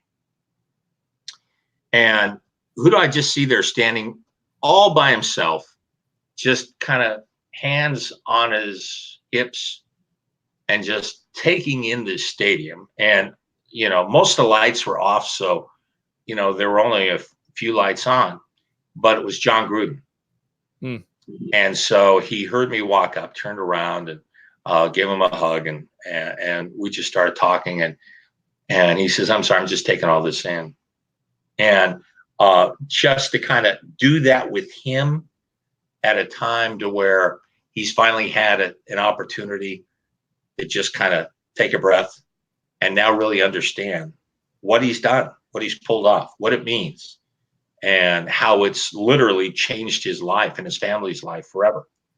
And knowing, by this time, having been in San Diego or having been in Tampa for, almost 15 years at that point, understanding what it means in Tampa Bay and what it meant to that fan base. And it was really, we didn't say much. We didn't have to say much. It was just, we just hugged and I congratulated him. And we just stood there and just kind of looked around, just took it all in. It was a great moment. And it was, the season of 2002 started off so weird because Tony Dungy gets fired. Of course, I believe it's on, is it on New Year's Eve or is it Christmas Eve? I think it's on New Year's Eve. He gets fired. He gets fired right after the loss to Philadelphia. So it's, I don't know when the exact date, but it's on a holiday. And I remember reading it in his book, and the Glazers basically go out at the time. Rich McKay is trying to hire Marvin Lewis, and the Glazers, nope, don't hire Marvin Lewis. We're going to go around the whole United States and look for a coach. And they were interviewing guys like Ralph Friedgen and Steve Mariucci. Looks like he could be the coach. And then at the last minute, and there was a rumor out there already that John Gruden could have been interested. But what you didn't know is would the Bucks pull the trade with Al Davis? And Al Davis was never an easy negotiator with making trades. We've seen that in the past with his dealings with the NFL. And it just so happens the deal gets made and it comes out of nowhere. And even then, people were saying, well, they have the defense, but now you have to install this whole offensive system, and you go out into free agency and get all these new players. And it had to come together, and it came together. It was just such a special season, but it was just so weird how it all came together. Do you like the week off like we had this week with this Super Bowl, or do you like going right into it the next week? Because that happened with Tampa Bay versus the Raiders. I just prefer going straight into it. Okay. If I'm working it, it was so much easier just flying right from Philadelphia straight to San Diego and just going. Everything's fresh in your mind. Of everything. It's so fast. And you had to take care because it was the next week. You had to take care of all the credentialing and hotels and, flights and all that kind of stuff before the NFC Championship game, that everything's just lined up for you and you just go. And so, we were there Monday morning, ready to go and stuff. So, they're going to get, I think they're going to do what they can to get away from that if they haven't already, because, having 2 weeks to get ready for it is great for the NFL. And, it can make the game even bigger than what it already is, if that's possible. And the thing to take out of this, and we're on the Sports Web, the evolution of sports talk television, the Bucks could never win in the cold. They won in the cold versus Philadelphia, so they basically exercised that curse. And then they could never win over in the West Coast. The Super Bowl's over in the West Coast, and they win that game handily. So everybody's saying there's no way they're going to beat Philadelphia because they couldn't get over Philadelphia and they couldn't get over the cold temperatures. They did. And the whole West Coast thing, which was a real thing. When they went over to the West Coast, I think they won 1 out of 14 at the time or something. It was ridiculous. Well, Tony had won a game, ironically, in San Diego a couple of years before. And it might have been Tony's second year. Mm-hmm. Or was it at the end of his first year? No, I think it was first year because that was the time where Brooks and Sapp stood up and said they weren't going to be the Yucks anymore after Chris Berman was talking about them on NFL primetime. And that's when they started to go on that roll. And they went 0-8 to begin his tenure. And then they won that game on the West Coast. I think it was like 26-17 or something like that. It was it was a big win because San Diego was a tough team to beat. Sure. And I remember when they lost their first 8, the first win they got, was over Minnesota, and Yeah. Minnesota was undefeated at the time, and they had Randall Cunningham going berserk, and Tony beat his former team, and so when they were able to get that win on the West Coast, this was a good young team that was getting its act together, and people started to believe at that point. Now they ended up going 6-10, and then I think the next year they went 8-8 and just barely missed the playoffs. And people expected more out of them than that 8-8 season, from what I remember. Well, they went 6-10 the first year of Dungy, and then the second year in '97 they changed their uniforms over. They went 10-6. Right. Oh, that's right. They went 10-6 and beat the Niners in one of the first games. That's right. And then the year after that, they were 8-8. 8-8, and they were hoping for Arizona, I believe at the time, to lose to San Diego, and of course Arizona wins it. And Jake Plummer was the starting quarterback at the time, so they missed out because they had a bad start. And then the very next year, I think they went 11-5, and that was the NFC Championship game where they hosted the Redskins. And of course, former Bucs quarterback, or eventual Bucs starting quarterback, Brad Johnson.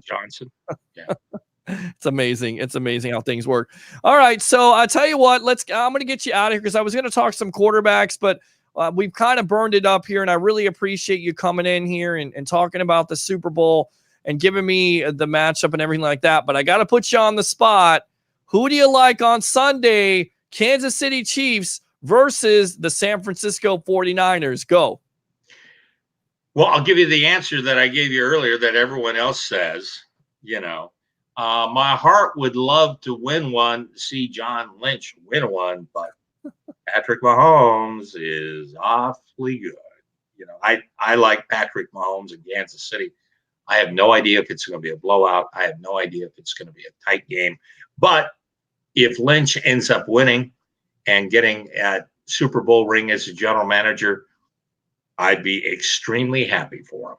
So it's just going to be a very entertaining game to watch. And I'm looking forward to just, sitting back, enjoying, watching the game. And I love watching the Super Bowl.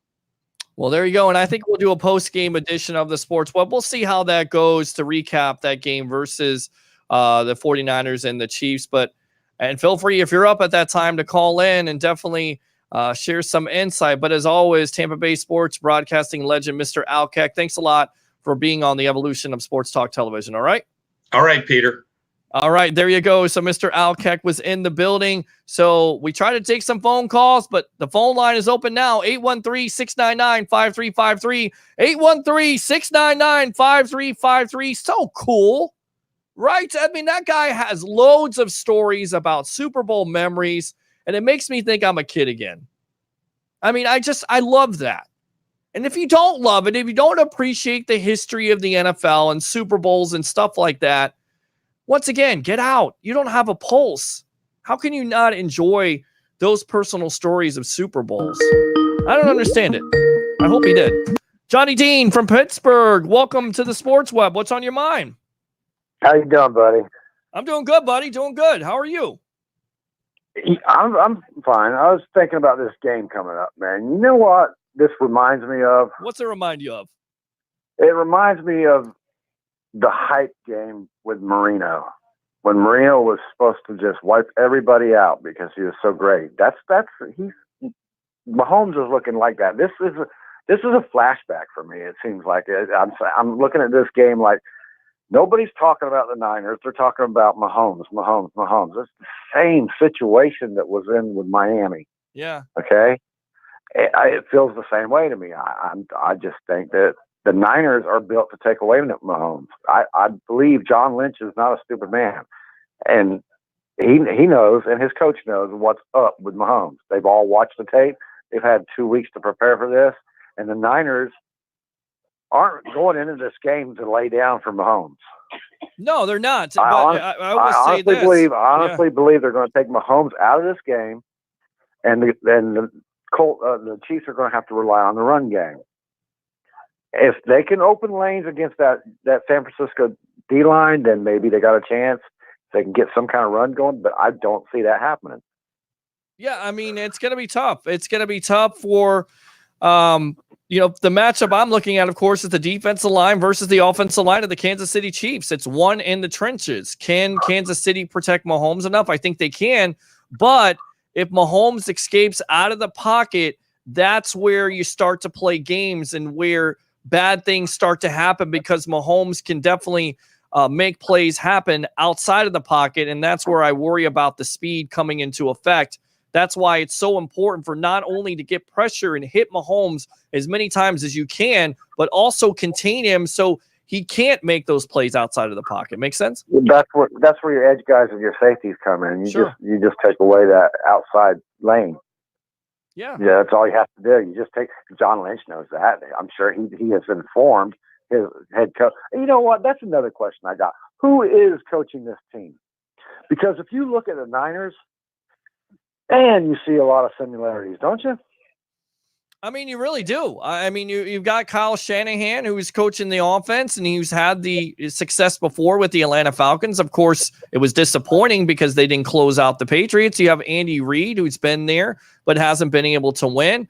You have this hotshot defensive coordinator, Robert Saleh, who I don't understand why the Browns didn't hire him in the first place, because, according to Sapp and those comments, he's got a nut loose. He's got a screw loose, and he's going to bring everything. Not loose is not good, but screw loose, obviously. And he's programmed differently. He's going to have a plan for this offense, and you just wonder. It's an old school mentality. They're going to take the pressure off of Jimmy Garoppolo. But my thing is, can the Chiefs continue to do what they did in the postseason? That's not what I was even talking about. What I was talking about was the similarities of Niners and Bucks. Look at the similarities. No. The Niners and the very and the Bucks championship game, and look at the similarities between the Chiefs and the Raiders at that time. It really is. It's kind of scary to think about. That's a good point, and I didn't even think about that. But coming in, right, the Chiefs are a number one offense. They have all this flash and dash. Patrick Mahomes, I think, is a lot better than Rich Gannon, but at the time, he was the top MVP quarterback. Rich Gannon was a bomb back then, man. Sure he was. So it's funny how things kind of repeat themselves. But once again, I think it kind of goes back to what we always talk about, right? Defense wins championships, and I think it could be the case again. But we'll see. I'll give you my prediction here eventually. I'm not going to give it to you tonight, but you kind of see where I'm going. I'm just going back and forth on this because there's so many, like you said, similarities, so many matchups that you have to definitely look at. The coaches. I keep seeing Dan Marino there, man, and I'm like, oh, you know what? This could be bad for the Chiefs. Yeah. And I love Andy Reid, man, but there is something about Andy Reid. Everybody said the same thing about Tony Dungy. He could not build the offense to get over the hump. Well, John Lynch has put the 2002 Buccaneers team out there. Is what he's done. Pretty much. You got Jimmy Garoppolo, who would be Brad Johnson. He can throw for whatever yards, or he can just hand the ball off for past 8 times. Yeah, it doesn't matter. Jimmy Garoppolo is built just like Brad Johnson was. Yeah, I mean that team is built in the trenches and the defense. And they got some weapons. Kittle, man, I'm telling you, Kittle is one of the most versatile tight ends I've ever seen. I love Kittle. You don't have to sell me on Kittle. I think Kittle is a true tight end. He does it all. I mean, Kelsey does the same thing, but top overall tight end, that's George Kittle. I think Kittle actually runs the ball better. Sure. After the catch, he is a beast. More yak. He is a beast. Right. Agree. Good stuff, Johnny Dean, and thanks a lot for calling the Sports Web. All right, boss? All right, bud. Later. All right, later. There you go. Open phone line, 813-699-5353, 813-699-5353. Sorry, I've been neglecting you webheads out there, but I will get back to your comments here in a moment. Here's what lost the game for the Bucs in 1999 against the Rams in the NFC title game. We had no damn offense. Even if the refs called the catch for Squirt Emmanuel, no guarantee the Bucs would have got a touchdown on that drive, but you just never know. It should have been a catch. It would have set a better situation up for a third down play. Instead, it went to fourth down, and they had no chance at that point. But you're exactly right. The offense in that game was bad. It wasn't good. My favorite Super Bowl memory, none Buccaneers, is the Colts. Manning and Dungy won it. That would be against the Chicago Bears and Lovie Smith, right? Rex Grossman is my quarterback. That Super Bowl was also down in Miami, and I will never understand the game plan by Lovie Smith to throw the ball with Rex Grossman in the driving rain. You have Thomas Jones, you had Cedric Benson. They were both successful that year in running the ball. Run the damn ball. I don't understand it. They put it on Rex Grossman. Of course, Devin Hester shocked everybody by getting a special teams touchdown, and it really kind of shocked Colts fans. They didn't know what to think at that point, but of course, Bears go on to lose that game to Peyton Manning and the Indianapolis Colts. Ben Cornett, I'm not saying Revis couldn't play. I'm saying he has no business spouting off about Sherman. He needs to sit his ass down, enjoy the shows. Now he's no longer a part of the game. And both of those guys are Hall of Famers. Wouldn't we agree? I mean, Richard Sherman's a Hall of Famer. He's won a Super Bowl with the Seattle Seahawks. You have Darrelle Revis win a Super Bowl with the New England Patriots, of course, leaving the Tampa Bay Buccaneers, another player leaving and going. The legend, I like it, but that would be for Al Keck. Thanks a lot, Travis Faley. Will there be gambling squares available on that replay Sunday? We shall see. Makes perfect sense. Keep cap lower next year, then take the incremental hit after new TV deal increased cap. And thanks a lot for tuning in. I hope you're still in. If you're not, let's see here, Johnny Dean. I don't think there has been a doubt that Reed could build a great team. The question is, has always been, can he get that title done? And that's the thing. And maybe it's unfair because Reed is such a great coach, but what has been the stigma on Reed as a coach? He's not able to get over the hump, not able to be good in the postseason. And when he gets to the Super Bowl, he's not able to win it. So maybe he can put that all to bed. We'll see on Sunday. Jimmy G gets picked and throws more across the middle than any other quarterback. I hate Bears fans. I hate you, Bears fan. Great. It's going to be great or a blowout. I'm conflicted on who I think it's going to win because I want to see Lynch and the 49ers, but I also want Andy Reid to get over the hump. So, again, good stuff, Christopher Cole. What's happening, Pat? Andy Reid, he says, would be Travis Faley. Can you guys break down the kickers for us? No, we can't do that, but thanks for asking, Travis Faley, my Around the NFL expert there for the Sports Web, and of course, Tampa Bay Lightning insider of Rocket Sports and Entertainment. Of course, the Sports Web. I think the Niners are built to take away Mahomes in this game. KC will have to run the ball in open lanes against the Niners D-line. The acquisition of Sanders was huge and paid big dividends. He could have helped many teams. Agree, and he's got the experience. I think it's going to come down to the Niners' run game and their defense. If KC gives up 20-plus points before they get going, it will be lopsided game going with the Niners. So if they get down early, I don't think they'll be able to come back versus the 49ers. But like Al said, you never know. All right, let's see. I mean, Peter can't even get Jameis one-on-one and Michael Clayton on this show. You think he's going to scalp a Super Bowl ticket? Great job, Ben Cornett from Las Vegas. Trolling at 1,000. You have taken over as the Troll King. I appreciate you. But we'll get those guys on, okay? Just stick with us here on Bucks Report and join the 64,000 following we have here on Facebook. But those tickets are being sold for $4,000 a piece and the nosebleeds. I guess I see your point. It's a no-brainer to go at the face. Why isn't Hardy Nickerson in the Bucks Ring of Honor? He should be in Canton at some point, too. I'm not sure about Canton. Ring of Honor, definitely you could see him in there. Because he was such a great middle linebacker and he was a, what's the word I'm looking for? Culture changer, right? He came from the Pittsburgh Steelers as a free agent, and that kind of opened the door for other free agents to believe that the Bucks were going in the right direction, and he was one of the first, if not the first, him. And I remember Thomas Everett and, of course, the disaster with Alvin Harper getting paid all that money, but it just never worked out with the chemistry with him and Dilfer. Did it. Chiefs are a nightmare matchup. The Bucks got a gift playing the Raiders, says Travis Faley. Good stuff. Tim Hawthorne, we did the math, and it makes big sense to sell. But as sports fans go, you only die once. There you go. Johnny Dean, I didn't know he was coming on. Peter never said anything to me. That's okay. We'll take care of that situation. Well, Mr. Blake Anthony is finally here. Rules of the road to live by. If you go over the speed limit. If you go over 9, you're fine. If you go over 10, you're mine. Once again, Ben Cornett, thanks a lot for being a troll. Let's see. Blake Anthony figures. Just messing with you, bro. You guys are talking back and forth. I'm going again live soon, so definitely catch that here live on Bucks Report. Just want to say Al Keck is a national treasure. He really is.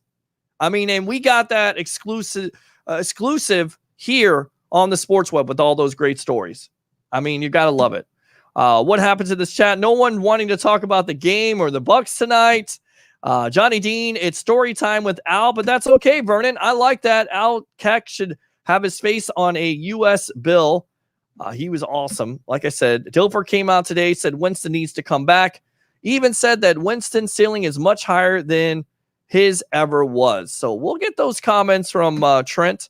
I'll find those out. Al Keck, Salty, Saul Fleshman, Roy Leap, and Andy Hardy. I live to watch these guys on the news every night. I remember some of those names. Well, Salty was the first report for me. AM, Whitney Houston rocked. Want to read all these comments, and then we'll get into the quarterback talk. I would love to hear Al say he has an offer you can't refuse and a Don Corleone voice. He has the look, and he's got the voice. He's got the voice. He's got the look, and he's got all those memories. That's why I say he's a Tampa Bay sports broadcasting legend. Bree said in 1 month's time, he will make a decision on if he will play more or retire. And we'll get to that in a moment from Pro Football Talk. We have a sound clip from Mike Florio, Peter King, and, of course, Chris Sims on that situation. I think one of the best Super Bowls was Giants versus the Patriots when the Giants took out the 19-0 Patriots at the time. And I remember that because that was my first time at the radio station. I thought the Patriots were going to blow out the Giants, but once again, defense wins championships. You had Michael Strahan, OC, Justin Tuck. They got after Brady, and they absolutely took them out of their game. They shut down Randy Moss. And then, of course, the amazing catch, and I can't think of his name right now, from Manning, but that was an amazing game overall.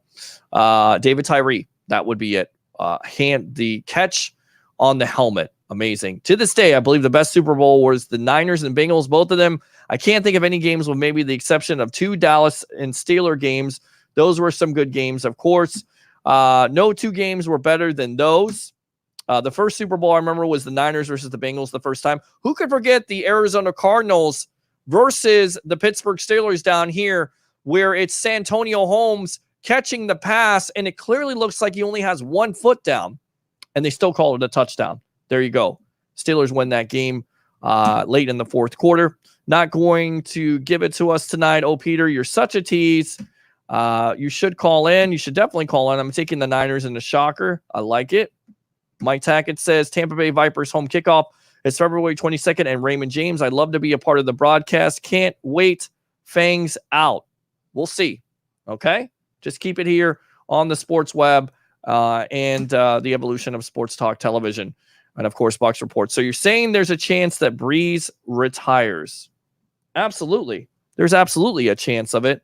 And I'll tell you what, let's go out to Pro Football Talks, Mike Florio, Peter King, and Chris Sims. It's a 10-minute sound clip of a conversation, and then we'll come back and talk about it here on the evolution of Sports Talk Television. Enjoy. With his final post-game press conference. That was strong. Chargers. How great was which that? likely will be How his great final was post-game press conference with the Chargers. Jay Glazer was on Colin Cowherd's show yesterday, and Glazer texted me last night because it took on a life of its own.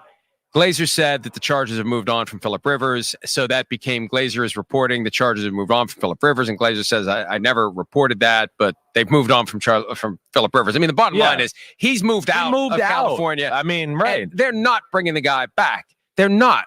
His cap number would be over $27 million if they franchise tag him. He was not very good last year. He had 23 turnovers against 23 touchdowns.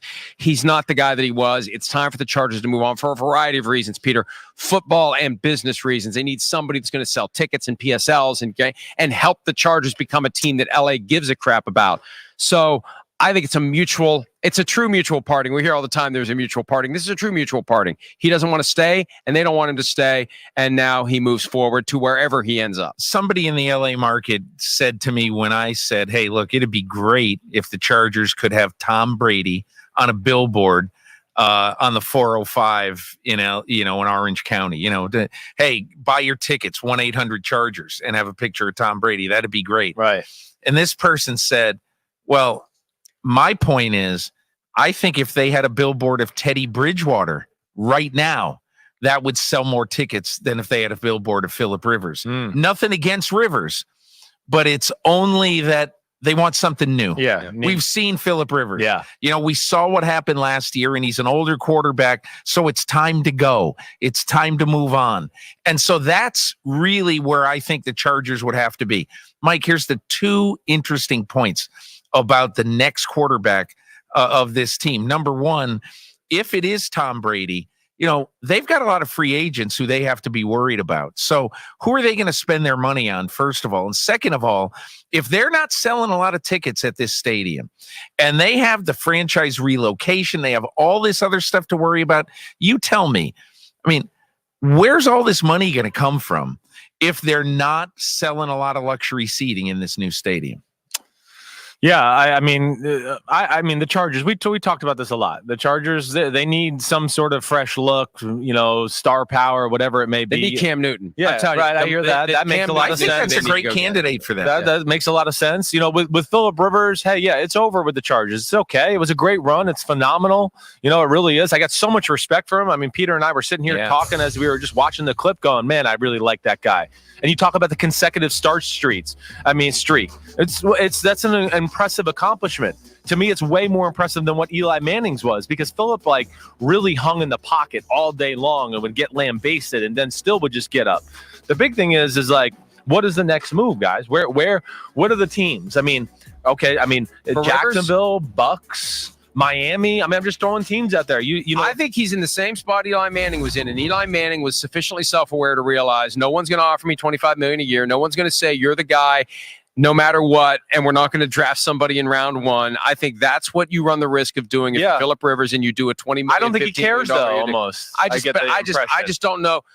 Look. If I'm the Buccaneers, be a backup of Jameis Winston and just go, you know what, he's going to screw it up, and I'm going to take over at one point, or maybe Bruce Arians is going to call him and say, I'll let you duel it out with Jameis in training camp, and the best man wins. I don't think you can pay both guys. I don't think you're going to keep Winston if you're bringing in Phillip Rivers. No, it's way too much money. That's $55 million on the cap for quarterbacks. But I would make this one point. Somebody said to me this weekend after the performance of Justin Herbert at the Senior Bowl, for those who don't know, Justin Herbert, the quarterback from Oregon, had a great Senior Bowl week. He was voted the best player Incredibly there talented. And all that. Incredible. And most people were thinking, okay, 2 quarterbacks in the top 5.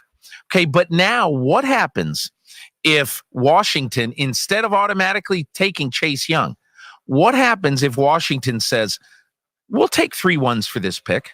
Or 3 ones in something. Somebody moves up maybe to number 2 to get either Tua or Herbert, and then somebody moves up to get the other guy.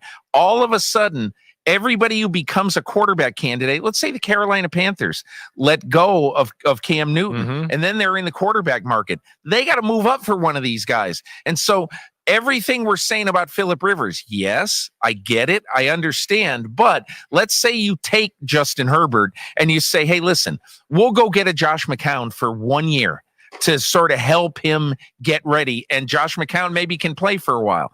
But all I'm saying is I think everything in the quarterback market is bizarre, unanswered, and unanswerable until we find out what happens early in free agency. And that's why the Brady story in New England is going to be a wrench in the works to this, Mike. It's the first domino. The first domino. We have to know if Tom Brady's staying, because if he's not, that is a huge domino. Phillip Rivers is out there. And Peter, something occurred to me as you're explaining that. There's an opportunity for a Phillip Rivers post-draft. He can just sit back and wait and see that there's going to be somebody. There's going to be one musical chair left. Yeah. And maybe it's Bill Belichick and the New England Patriots. I could see him saying, I'll take Rivers for a year, and then let's draft somebody and we'll see what happens. We'll take Jordan Love, in the second round. He wasn't as good at that. And I have no idea where any of these guys are going. Right. But all I'm saying is that right now, this is the most unsettled quarterback market and situation around the NFL that I ever remember. Yeah, I'm with you. I mean, you're right. I mean, you got to take into fact, there's the Teddy Bridgewaters and the Andy Andy Daltons that are going to be out what there. happens? What happens? Right. As someone said to me, with a prominent quarterback, a general manager said to me, "What would you think if we made an offer for Taysom Hill?" Right. You know, what would you think? How much of an offer? What's too rich for the Saints' blood to match? Right. I said, I don't know. I said, I don't have any idea what the Saints really think of him, but I honestly think that Sean Payton has it in his mind. I'm really going to give this guy a shot. Yeah. Oh, he does. I don't To think there's any succeed doubt about that. Drew We've Brees. all, Yeah. we've That was all something heard that these the things. Blazers So. definitely reported yesterday. Yeah. They envision him to be a franchise quarterback. Yeah. He's already compared him to Steve Young. And this is part of the delicate dance that they're doing with the Saints. They'd like to keep Drew Brees around, but I think they're going to make Drew Brees an offer that he may not want to accept Right, from a right. financial Call standpoint, his from a bluff. role standpoint. Yeah. We want And what Taysom happens if Hill. Drew Right. Brees, as has been widely rumored, has a great television offer, not for nearly the money, but he says, I've kind of accomplished what I can accomplish here. I'm going to go do X on TV. Well, the fact that he's thinking about it, Yes. to me, is a little It's bit of an very alarm. interesting, I mean, yeah. you don't hear Tom Brady going, I'm thinking about retirement. Right. I'm playing. He made the comment. Yeah. So I think that is very odd that conversation is going in Breeze. That tells me there's a little crack in the armor a little bit to go, okay. "Ooh, All right. I'm not sure if I really can do this or can do it to the level I want to anymore." All right, so we got to talk about Brady for a second, Yeah. because in my opinion, when Adam Schefter reported the Patriots want to know before free agency, they want Tom Brady's decision. Tom Brady, for 20 years, has never had the ability to be free and to go out and say, hey, let's see what's out on the market out there. And now the Patriots are saying, okay, we're going to give you your freedom. And by the way, if you don't decide by the first day of free agency, see you later. We're going on to somebody else. But won't he know? But he'll know by then. They're going to know. They're going to know at the scouting combine who wants him and who doesn't, right? Yeah, but does that mean that You just someone, don't like them drawing the hard line to a guy like Tom Brady. is I what don't you're saying. understand why, if you gave him the ability to be a free agent, if you said you can be a free agent, oh, by the way, you can be a free agent, but if you don't decide by the first day of free agency, see you later. Because here's the problem. Here's the Yeah, problem. Yeah. They're going to be stuck without a quarterback if they wait around for Tom Brady to make up his mind, because then What if you Teddy say to Bridgewater's gone? all you have And- to say to Teddy Bridgewater is that, who I'm sure would love to play for Belichick, love to play with Josh McDaniels. All you have to do is say to Bridgewater, give us till the third day of free agency. Why does Teddy Bridgewater have to decide right away? Because there may be another team that says, we Maybe. want you right now. This happens all the time. When they get into that 48-hour window where you're allowed to negotiate with guys, I'm telling you, teams call agents and they say, here's the offer. We need to know right now. And if you don't tell me right now, we're moving on to the next guy. That's Okay, the call kind of their bluff frenzy. then. Well- I'd call their bluff. And, Well, then you may end up backing up Jameis Winston in Tampa. That's Well, the problem. Well, I Maybe. mean, you know how New England works. This Yeah. is the way they work. They don't care if it's Brady or Wes Welker. That's not how or- Robert Kraft works. Well, I That's get how it. Bill Belichick You're works. right. It's the way Bill Belichick works. You're Yeah. right. And But I think that we'll know. Tom Brady will know before that deadline. I would think so. They'll know Probably, what they're going but to do. He'll know what he's going to do. But that's the first domino. The I mean, quarterback really, think about it. situation This is a fascinating. crazy offseason, and people haven't gotten their arms around the idea that Tom Brady may indeed leave the Patriots. I think once people understand that, the entire Why level of will not interest is people gonna- realize that might because happen? they Why? Nobody can because picture it. they can't It's process Brady, it. New We'll be right England. back. And that's the difficult thing. And welcome back to the Sports Web. Thanks a lot for listening to that clip. And there's a lot of things to you'll get to that from that conversation, right? I mean, you hear that Brady could leave, that the Patriots, they give him an ultimatum before the first day of free agency to let them know. It certainly seems like the Patriots are moving on, even though Robert Kraft has said we're going to try to sign him. If you're giving a player an ultimatum who is supposedly your franchise quarterback, and you're telling him basically, hey, look, you've got to let us know or we're going to move on. It doesn't seem like they're too interested. You got Phillip Rivers there. Looks like his days could be over with the Los Angeles Chargers because he moved to Florida. You know, just removed from 23 touchdowns, 20 interceptions. Not 23 interceptions, 23 touchdowns, 20 interceptions. And Johnny Dean is right. He's just removed 2 years ago from having 32 and 13. So has he lost it? You've got Cam Newton and Teddy Bridgewater, and the whole New Orleans thing is kind of weird, right? Because there's been a lot of talk of Drew Brees basically taking a deep breath, and you'd think he would come back.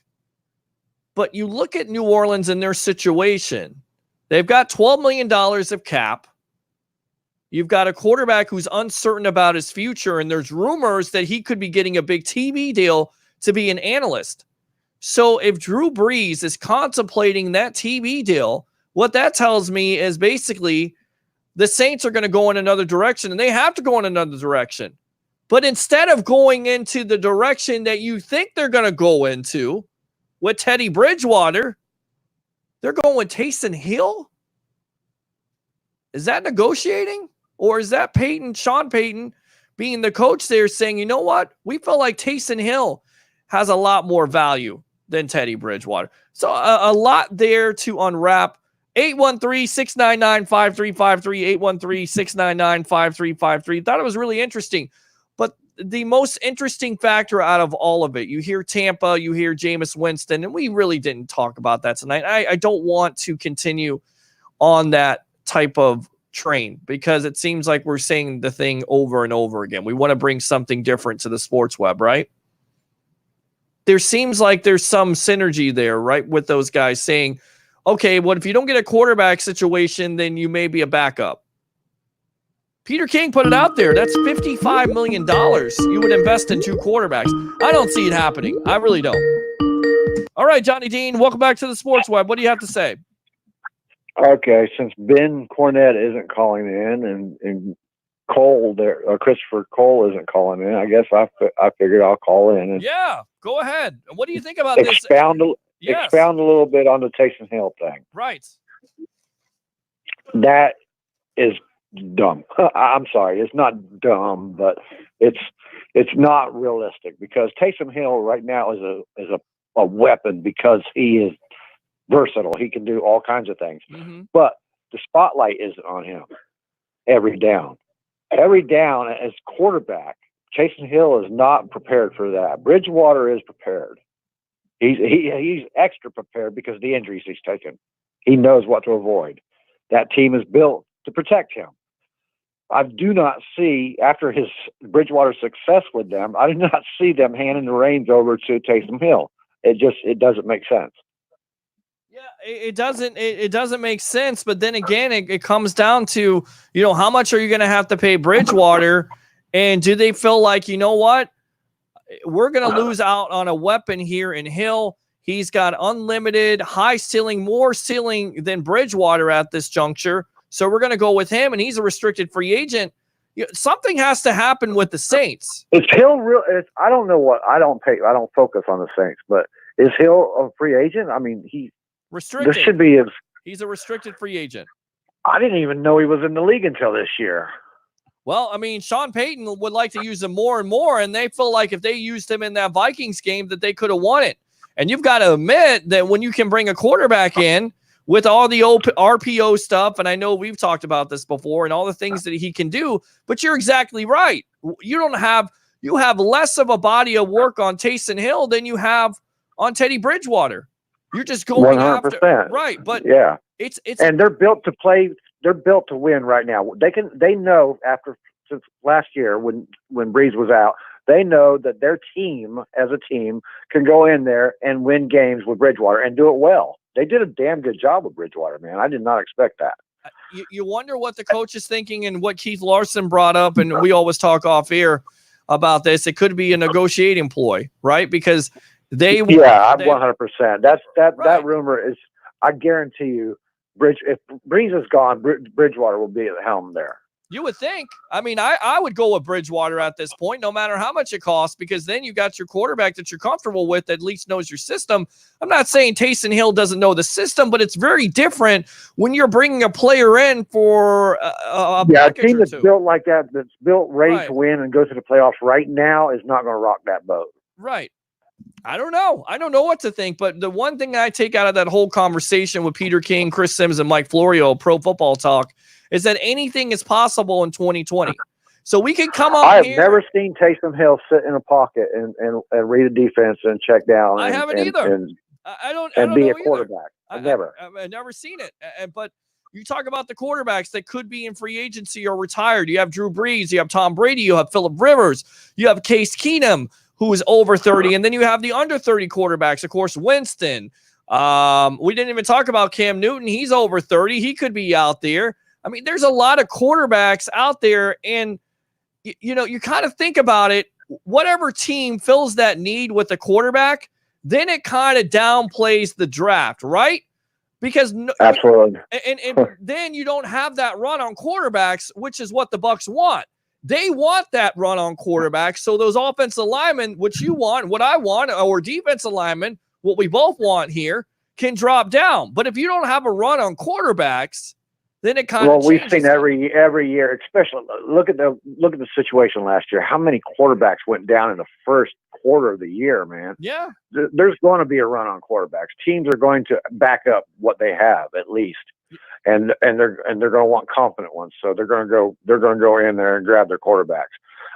That's another question that's going on with. Are we going to go with Blaine Gabbert as our backup? Is that feasible? What if Winston goes off and they decide, okay, we're going to draft a quarterback late in the draft, somebody from BFE, well, I mean, university, right, and then use James Morgan, Blaine Gabbert out of FIU. I mean, that's the guy right there that could be what, 3rd, 4th round pick. He's got all the skills. He's coming out of nowhere. And then develop him behind Blaine Gabbert.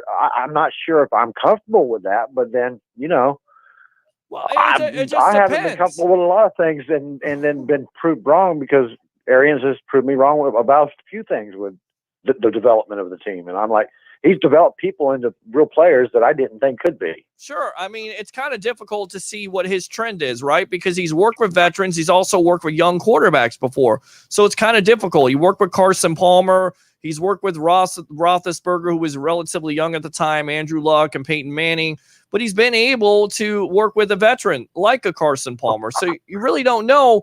But I'll tell you this, if they do get a player like a Dalton or a Rivers, I would definitely expect them to draft a quarterback in the first couple rounds. Maybe not the first round, but possibly the 2nd or 3rd round. And that would be a problem for me because basically that takes away from getting the opportunity to draft an offensive lineman or a defensive lineman, right? I wouldn't touch Dalton. Dalton is. I wouldn't either. He doesn't have the smarts. That's his problem. He's got the physical ability. He doesn't have the intelligence to read a after all these years. He is still not reading the defenses. Rivers knows defenses. He's a very smart. He's probably one of the smartest quarterbacks in the NFL. Mm-hmm. Brady and Rivers and Mannings and stuff.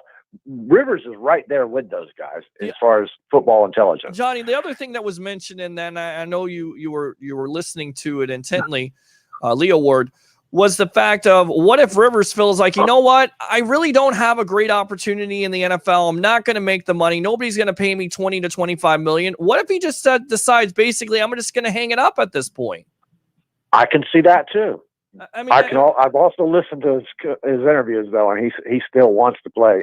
He did say that he might decide not to, but I think that was just a saying that, all right, if you guys want me, I'm here. But if you don't want me, if you don't want to pay me, then I'm just going to walk away. Yeah, I think that was what that message was about. I think he wants to let people know that he wants to start, not back up. Yeah, I mean, and I think he still believes he can start. He's just 2 years removed and was a great point, over 30 touchdowns, low interception rate. What happened? That was one of his best years. 2018 was one of his best years. I think, all right, our argument for Winston is the same as you look at Rivers. You don't have the team around him, dude. Sure. But he's got, oh my God, the weapons we have are double what he has with the Chargers. But what's the main factor? What hurt them this year is not having Melvin Gordon, but you still have Eckler. I mean, and Eckler had a great year. I mean, look at the touchdowns and stuff Eckler had. I don't know, but he had. I don't know, man. It's just you got to build a team around your quarterback. Quarterback. Everybody preaches that the quarterback is the most important part of the team, and to a point, they're right because he touches the ball every time. Mm-hmm. But a team has to be a team. That's the most important part of the team. You have to have the offensive lineman. You have to have the defensive lineman. You have to have a team built. Our team is a couple of players away from being built like that. And I think Rivers could look at it and this is all speculation because we don't even know what's going on with Winston. We have no idea. All We right? have no idea. Nobody knows at this point. 100%. This is all speculation. I'll It's not trust- something that I'm looking forward to or Johnny, anything like that. I'm just looking at possibilities. Johnny, I will trust the report that came out at the first of it with Ian Rappaport. He's been accurate. He's never backed down from that report. I will trust him over everybody else because he is always accurate with what he says. He believed that the Bucs made a decision to bring him back. I think some of this stuff is a lot of negotiating. I do not believe it. That's my stand too. I do bit. believe that Winston's going to be under center this year. Yep, I do. And whether it's a 1 year or 2 year deal, he'll be under center. But have you ever seen a crazy free agency where you have so many quarterbacks and so many questions and there's money to spend? And you could have Cam Newton in Los Angeles with the Chargers. You could have Teddy Bridgewater somewhere else. I mean, think about this. Having Teddy Bridgewater go to the New England Patriots. Are they a playoff contender again? Are they a Super Bowl contender under Josh McDaniels? Who?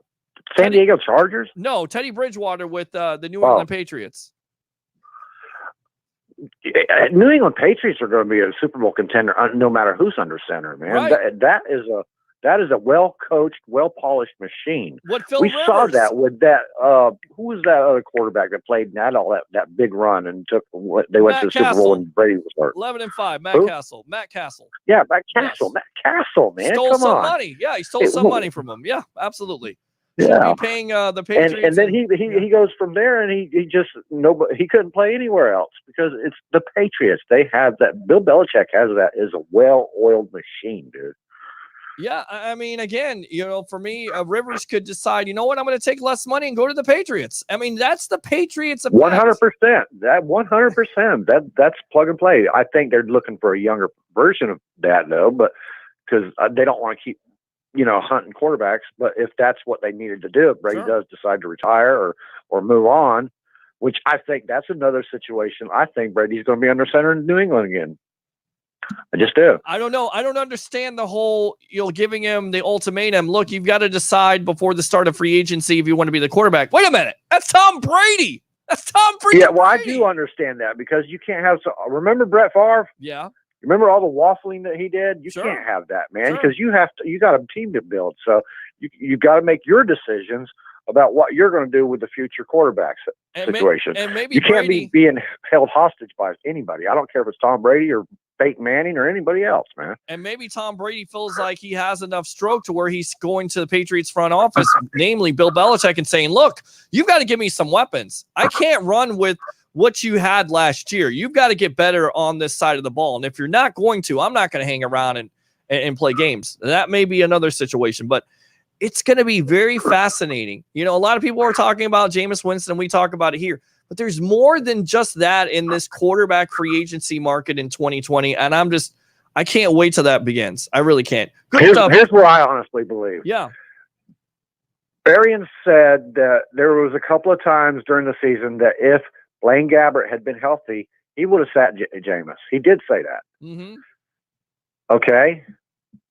If that's the case, that tells you right away Ryan Griffin is gone. Yeah. I think Ryan Griffin's already been gone. Watch if you're really interested in who's going to be coming here as a quarterback, you should start looking at who's going to be coming here as a backup quarterback. Yeah, that's certainly possible. I don't think Blaine Gabbert's the answer, but according to Arians, he's the guy. So if the Buccaneers bring a quarterback into the franchise, it's going to be as a backup. They're not. Winston, I'm pretty. I would say 97% sure that Winston is going to be under center. Yeah, I definitely think so too. But you just never know. You just never know, and we're going to definitely have it here on the Sports Web. Thanks a lot, Johnny Dean, for calling in. All right. All right, later, bud. All right, there you go. Open phone line 813-699-5353 813-699-5353. We'll read these comments, and I'm going to wrap it up for the night. It's been a good night. It's been a good night of conversation. Like I said, we didn't necessarily have the guest that we wanted to have at the beginning of the show, but things happen. So we'll see if we can get him locked in and some other guys get locked in here and some special surprises. But trust me, we're not sitting here trying to waste your time. We're trying to get people that we haven't got on here before. You know the usual suspects and the Al Keck and Pat Yasinskis and Leo Haggerty and Alex Fleming and Philip Schwegler and Tampa Bay Ray Kennedy and Blake Anthony. We love those guys, and they're the guys that we depend on. But we also try to look outside a little bit. Trust me, I know some people, and we'll work on some things by getting some people that I know here. So I believe that would happen if Tampa Bay, if Winston is gone. If bringing in Rivers, he's not going to be backing up Jameis. No way. Because Peter King already broke that down. $55 million invested in quarterbacks? Absolutely not. No freaking way. Rivers' 2018 season was one of the best ever. We talked about 30 touchdowns, 12 interceptions, took Baltimore out in the playoffs. I am not convinced Rivers was the problem for the Chargers this year. And yet the Chargers want to move on. Well, why do they want to move on? Because they feel like they want to get the name. That's where Tom Brady comes in, right? Local kid will sell season tickets. They have a problem right now in LA drawing. Oh, wow. What a shocker. Number 2 market, but they just don't care about football. Well, how do you get Charger fans to care about football? You bring in a guy like Tom Brady. I've heard reports that Breeze hangs them up. The Saints, instead of Bridgewater, they go with Taysom Hill quarterback. Interesting. And that was from Pro Football Talk. There's only 3 teams that see Brady quarterbacking in 2020. Patriots, Chargers, and Giselle. Very good. Very good. It's late. Good job, Ben Cornett. Patriots want Winston. That's a hell of a rumor. I doubt it very seriously. Hill is a great football player, but taking a full-time position as quarterback, he's no longer a hidden weapon, and teams will focus on him. Bridgewater has the experience and the savvy, but could he work his way out of there because necessarily he doesn't have the high enough ceiling and because they want his price down and Bridgewater wants to go out in free agency? We'll see. Johnny Dean, I prefer Teddy over Hill. This is a family affair, so everybody say hello to my Uncle Dwayne. I had my Aunt Tammy in here, my mother in here, and now I have my Uncle Dwayne. So Peter Blake, thanks for having the great Al Keck on. Must say that when the Purple People Eaters, a.k.a. the great Minnesota Vikings, played the great Miami Dolphins, my very good friend Scott Marchant's dad, John Marchant, his favorite team, you probably don't remember watching that game and don't think you were even here yet, but I'm sure that your dad, my very good friend, watched all of it. And by the way, I believe that Jimmy Garoppolo is going to take the whole shooting match. So go 40. Let me read the comment here. So go 40. I'll go 49ers, I guess he's saying. Okay, so there you go. But I did watch the highlights the other night. I do remember that game. And Miami completely dominated. And that was the Purple People Eaters with Alan Page and Marshall. There's so many great players on that team. I'm just forgetting right now. Alan Page and Marshall, they were just an unbelievable defense at that time. And then, of course, you have the Miami Dolphins, the greatness of Don Shula, Larry Zonka, Jim Keck, Paul Warfield. That offensive line would just bust you in the face, and they would run the 3-headed monster of Jim Keck and Zonka. Zonka, I believe, was the MVP of that game, rushing for over 100 yards. I think I'm correct. We'll see. If the Sports Web wants more followers and they need to have Peter and Keith share their private moments on the Sports Web, they'll get at least up to 70 followers if that happens. Ben, you are a troll. Nobody is going to share their personal moments here. Christopher Cole, no worries, man. The Bucs had a better offensive line than I think Rivers could do well here in Tampa, but I actually go with Dalton, as crazy as that sounds, because he's more mobile out of the pocket, and Arian says he's a quarterback whisperer. Don't get the Dalton love. Let's see. Bucs better get Rivers now if they can, because he's one of the best. Oh, about that. All 3 Saints quarterbacks are free agents. Teddy deserves to be there. If Breeze leaves, what would a hybrid playmaker such as Taysom be? We'll see. What kind of contract would Taysom Hill even be looking at? He's not a wide receiver. He's not really a quarterback, kind of like a linebacker pass rusher controversy. But look, if a guy like Matt Castle, which is what Johnny Dean, the professor, was saying, can earn a contract, then there'll be a team out there that will turn on the film, they'll look his college film, and they'll say, you know what we can do with him? We can do so many things with him. We're willing to pay him market value, which is crazy. But it only takes one team. Just one. One team, that's it. All right, you need to get BA one time. I don't know if we can do that. That's a very good question, but as a quarterback, he would have to be paid as one. Well, that's the key. What are you going to pay him as? A wide receiver quarterback? Purple people eaters, absolutely. And do you believe if Winston gets re-signed, he will progress and still throw 30 or more interceptions? No, I don't.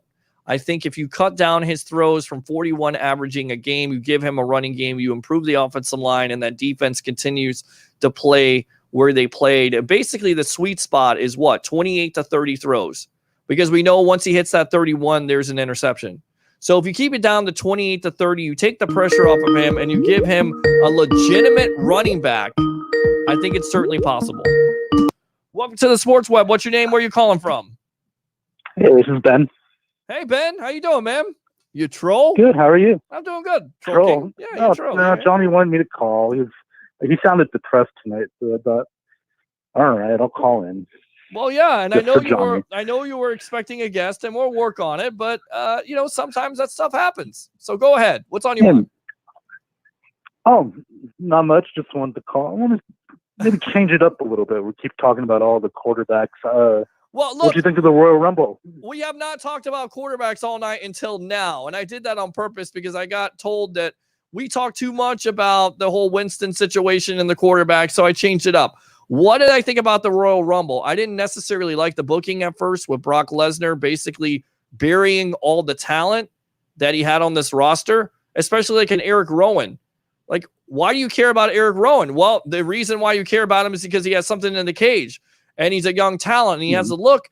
And after that Royal Rumble, you don't give a crap because the WWE and their booking just does that. That's what they do. That's the reason why nobody gives a crap. But overall, this was the right thing to do, to give it to Drew McIntyre, give him the opportunity to face Brock Lesnar. Now, what I hope that they do is put on a good match. It's not a squash match. It's not where Lesnar is doing Suplex City to McIntyre. Both of those guys match up. That's a good match if they book it right. Right. That's what I was going to say, Peter. They have to build it right. They can't just, here's the match. There's got to be more to it. You got to build Drew up. And I like what they did last night on Raw, where he squashed the OGs. He squashed them. Yeah. Make them look dominant. So that way he looks more credible when he faces Brock. And don't overdo it with him with promos. You know what I mean? They don't book babyfaces well. Sure. Don't give him long promos. Well, Drew Give him short McIntyre, promos. I don't know necessarily if he's that great on the mic. He's improved his skills by going to TNA and working on that throughout the years and coming back and just being a monster. I didn't like the whole heel thing because he really wasn't talking, but they didn't give him any personality. There was no real gimmick to it, and now he's come back as a babyface. They kind of got to get him on the mic, but fans love him already because he's better than what a part-timer like Lesnar is. Lesnar is a cancer in WWE. And that's like, but what I'm saying with Drew, don't overdo it with the promos. Give him not more than like a 2-minute promo. Don't give him like a 5-10 minute promo. Sure. Hide his weaknesses and show his positives. That's how you book well. So he doesn't need to talk all night. I know exactly what you're talking about, Ben. It can't be a thing where you went with Roman Reigns and you had all these scripted, the whole scripted thing where he was saying something that some writer wrote. You have to let this guy have his own imagination, much like John Moxley. He goes to AEW. He has his own personality. Yeah. Now they're booking him correctly. And WWE, they didn't do that. They gave him these stupid gimmicks. First he was a heel, and then he's a joke. And that's the problem with WWE. They have so much talent that they buried it to Brock Lesnar. The talent. Just think about it, Peter. This is the best talent pool we've had in years for WWE. And they do nothing just don't know how to book them. Nothing. You've got a guy like Cesaro who's paid his dues, who's got everything that you want, who's got the moveset. I mean, he's not just a good talker on the mic, but people are interested in him because he can put on a show with his moveset, and yet you bury him to Brock Lesnar, a part-timer who doesn't give a crap about the business. Right. Yeah, Peter, I gave up years ago because look what they did to Strowman. He's ruined. Yeah. Think about that. He could have been a main eventer at WrestleMania against Brock. Yeah. Think about that. He could have, but they ruined him. Nakamura, he's ruined. Samoa Joe, ruined. You know, all these guys, Rowan, And by guys the way, like that. really quick, putting the tag teams on Seth Rollins and Buddy Rogers or Buddy Murphy, that's terrible. You have AOP as your tag team. You don't put it on them. It makes no sense at all what they're doing right now. I'm displeased, but I like Drew McIntyre. I like Edge coming back. I like him and Randy Orton going That was a at good it. segment last Good night. segment. It went a little too long, but it was good. I'd rather have that segment go a little bit long into a little bit too short because WWE doesn't do a good job of telling a story. And that's what we do here on the Sports Web. When we talk about sports stories, we tell a story. We paint a picture. They don't do enough of that. They don't do enough of character development. And that's why, once again, fans just tune it off. Anything else, Ben? Oh, just one more thing. I think the match that could steal the show, Peter, hasn't been announced yet, but I think it's going to happen, is Charlotte and Rhea Ripley. You think that's what it is? And I think she's going to choose Rhea Ripley. She's scheduled to be at NXT this Wednesday. I heard it could be according Ronda. to reports. I could be Ronda Rousey. No, I hear that. That's the report, man. Charlotte versus Ronda Rousey. Is that what you heard? Yeah, because you don't. Well, but she's defending the title, though. She won the Royal Rumble, so she's going to pick a title holder. Well, I think some way somebody loses a title there somewhere. It's either Becky because they've kind of blew that up, right? I mean, they've blown that out. Yeah, it's been too many times. I heard Becky and Baszler is going to be the WrestleMania match for the Raw Women's title. I think that makes sense. And then you go with something else with Charlotte, but I don't think they're going to do Charlotte and Becky again unless Vince is completely insane, which he could be. No. So we'll get off. No. Good wrestling talk. We'll talk more about it. We can talk about this on the Sports Web. But thanks a lot for calling. All right, man. All right, Peter. Take care, buddy. All right, there you go. So a little bit of wrestling talk for you guys. That's what we do here on the Sports Web. Football talk, NCAA talk, basketball. Of course, we talked about Kobe Bryant last night. And, you know, I really like the response from you guys. I really appreciate it. We'll be on tomorrow night. We'll see who the guests are. Like I said, we got Alex Fleming. I'll try to get Leo Haggerty on. We'll try to get some other guests on here. And we'll break down Super Bowl 54, which is fast approaching between the San Francisco 49ers and the Kansas City Chiefs. Just stick with us here. Join the 64,000 following we have here on Facebook. It's the Sports Web. I'm your host, Peter Blake. Have a good night.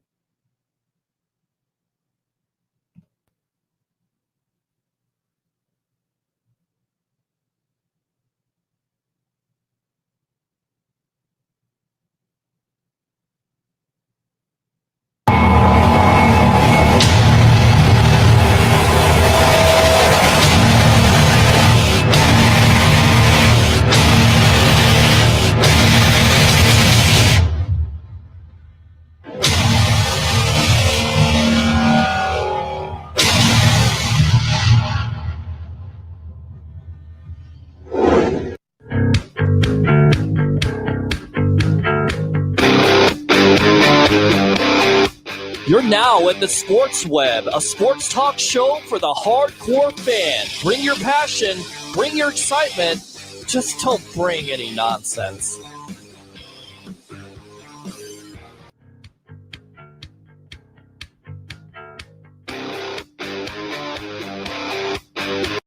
At Life's a Beach Realty, we're all about life on the beach. Stunning Panama City Beach and one of the most beautiful properties on the Gulf Coast. Shores of Panama. Radiant, elegant, and spectacular. Steps away from white sugar sand. Every room overlooks the turquoise of the Gulf of Mexico. Come in for your tour today. Life's a Beach Realty is your gateway to Shores of Panama, the shores, and a whole lot more. Come to Sam Ash for hundreds of exclusive holiday deals on music and sound gear from the most iconic brands. Save big on professional and starter guitars, drums, digital pianos, horns, violins, DJ, and electronic production equipment. Supercharge your home studio with deals on podcasting, streaming, and AV equipment like speakers, microphones, headphones, and acoustic treatment. Plus, with 36 months no interest financing on thousands of items, you can get the gear of your dreams right now. From our incredible selection and service to our lowest price guarantee for over 95 years, real musicians know you only go to Sam Ash. My dad had a heart attack at 56 years old. He passed away at 63. And his main problem was high cholesterol. That was the main problem. And I've thought about that. I'd try anything to lower my cholesterol, to stop the. When I retired, I really had to be conscious about what I put into my body. Interestingly, I was also told I should probably take a statin. And I've always resisted medication like that because it feels unnatural to me. And so when I heard about this product that can naturally lower my cholesterol, lower my risk of heart disease and other types of conditions that come from having high cholesterol, I jumped on it. Has a lot of fiber in this, so it keeps you regular. It makes you feel good. And actually, interesting, it tastes good. You know, sometimes you see these things and you wonder what it's going to taste like. This one actually tastes really good. In fact, my kids even like having. Here's a sobering reminder. Heart disease is the #1 cause of death for men and women. No wonder staying heart healthy is so very important these days. And we're learning that a few healthy choices can help prevent heart disease. Enter the inventor of Gatorade, Dr. J. Robert Cade. No secret what Cade and Gatorade did for thirst and performance. And Dr. Cade's Cholesterade is so much more than a thirst quencher. Cholesterade is a refreshing, high-fiber natural drink that could dramatically lower cholesterol and reduce the risk of heart disease. In fact, Cholesterade has twice the fiber of any other product on the market today. Independent studies show that 2 daily servings of Cholesterade can stunningly lower bad cholesterol by up to 20%. Dr. Cade knew firsthand the troubles of high cholesterol and adverse side effects of cholesterol-lowering prescription medications, also known as statins. Dr. Cade knew that a daily increase in fiber could lower the levels of cholesterol, so Dr. Cade invented Cholesterade as much for himself as anybody. Cholesterade is a powder that is mixed with water or juice. Cholesterade is all natural, no preservatives, gluten-free, and probiotic with natural flavors. Studies have shown lower cholesterol numbers without the use of prescription medication. Cholesterade helps all people looking to add fiber to their diet. Cholesterade, combined with a healthy diet and exercise, can help you get your cholesterol under control. Entertainer Rod Adams personally knows the benefits of Cholesterade. Hey, my name is Ron Adams. You may know me as an entertainer from maybe one of my shows, like my eldest show. But I'm also a 55-year-old guy that needs to stay in shape. I realized that my cholesterol was getting way out of hand. I went to the doctor and he said, you need to do something. But there wasn't anything to do other than maybe get on a statin, which I already knew was dangerous. And then I found out about Cholesterade. Started taking it 3 times a day. 8 weeks later, my cholesterol dropped dramatically from over 300 to under 200. The good cholesterol went from 18 to 36. Cholesterade is what's keeping me healthy. Independent studies have shown that Cholesterade users have seen their bad cholesterol drop by more than 21%. Triglycerides drop by some 50%. And good cholesterol improve by nearly 13%. Cholesterade supports digestive health. It has 3 great tasting flavors and has become the future in the fight for lowering bad cholesterol. You can find Cholesterade by ordering at www.cholesterade.com. You can find it on Amazon and at major retailers nationwide.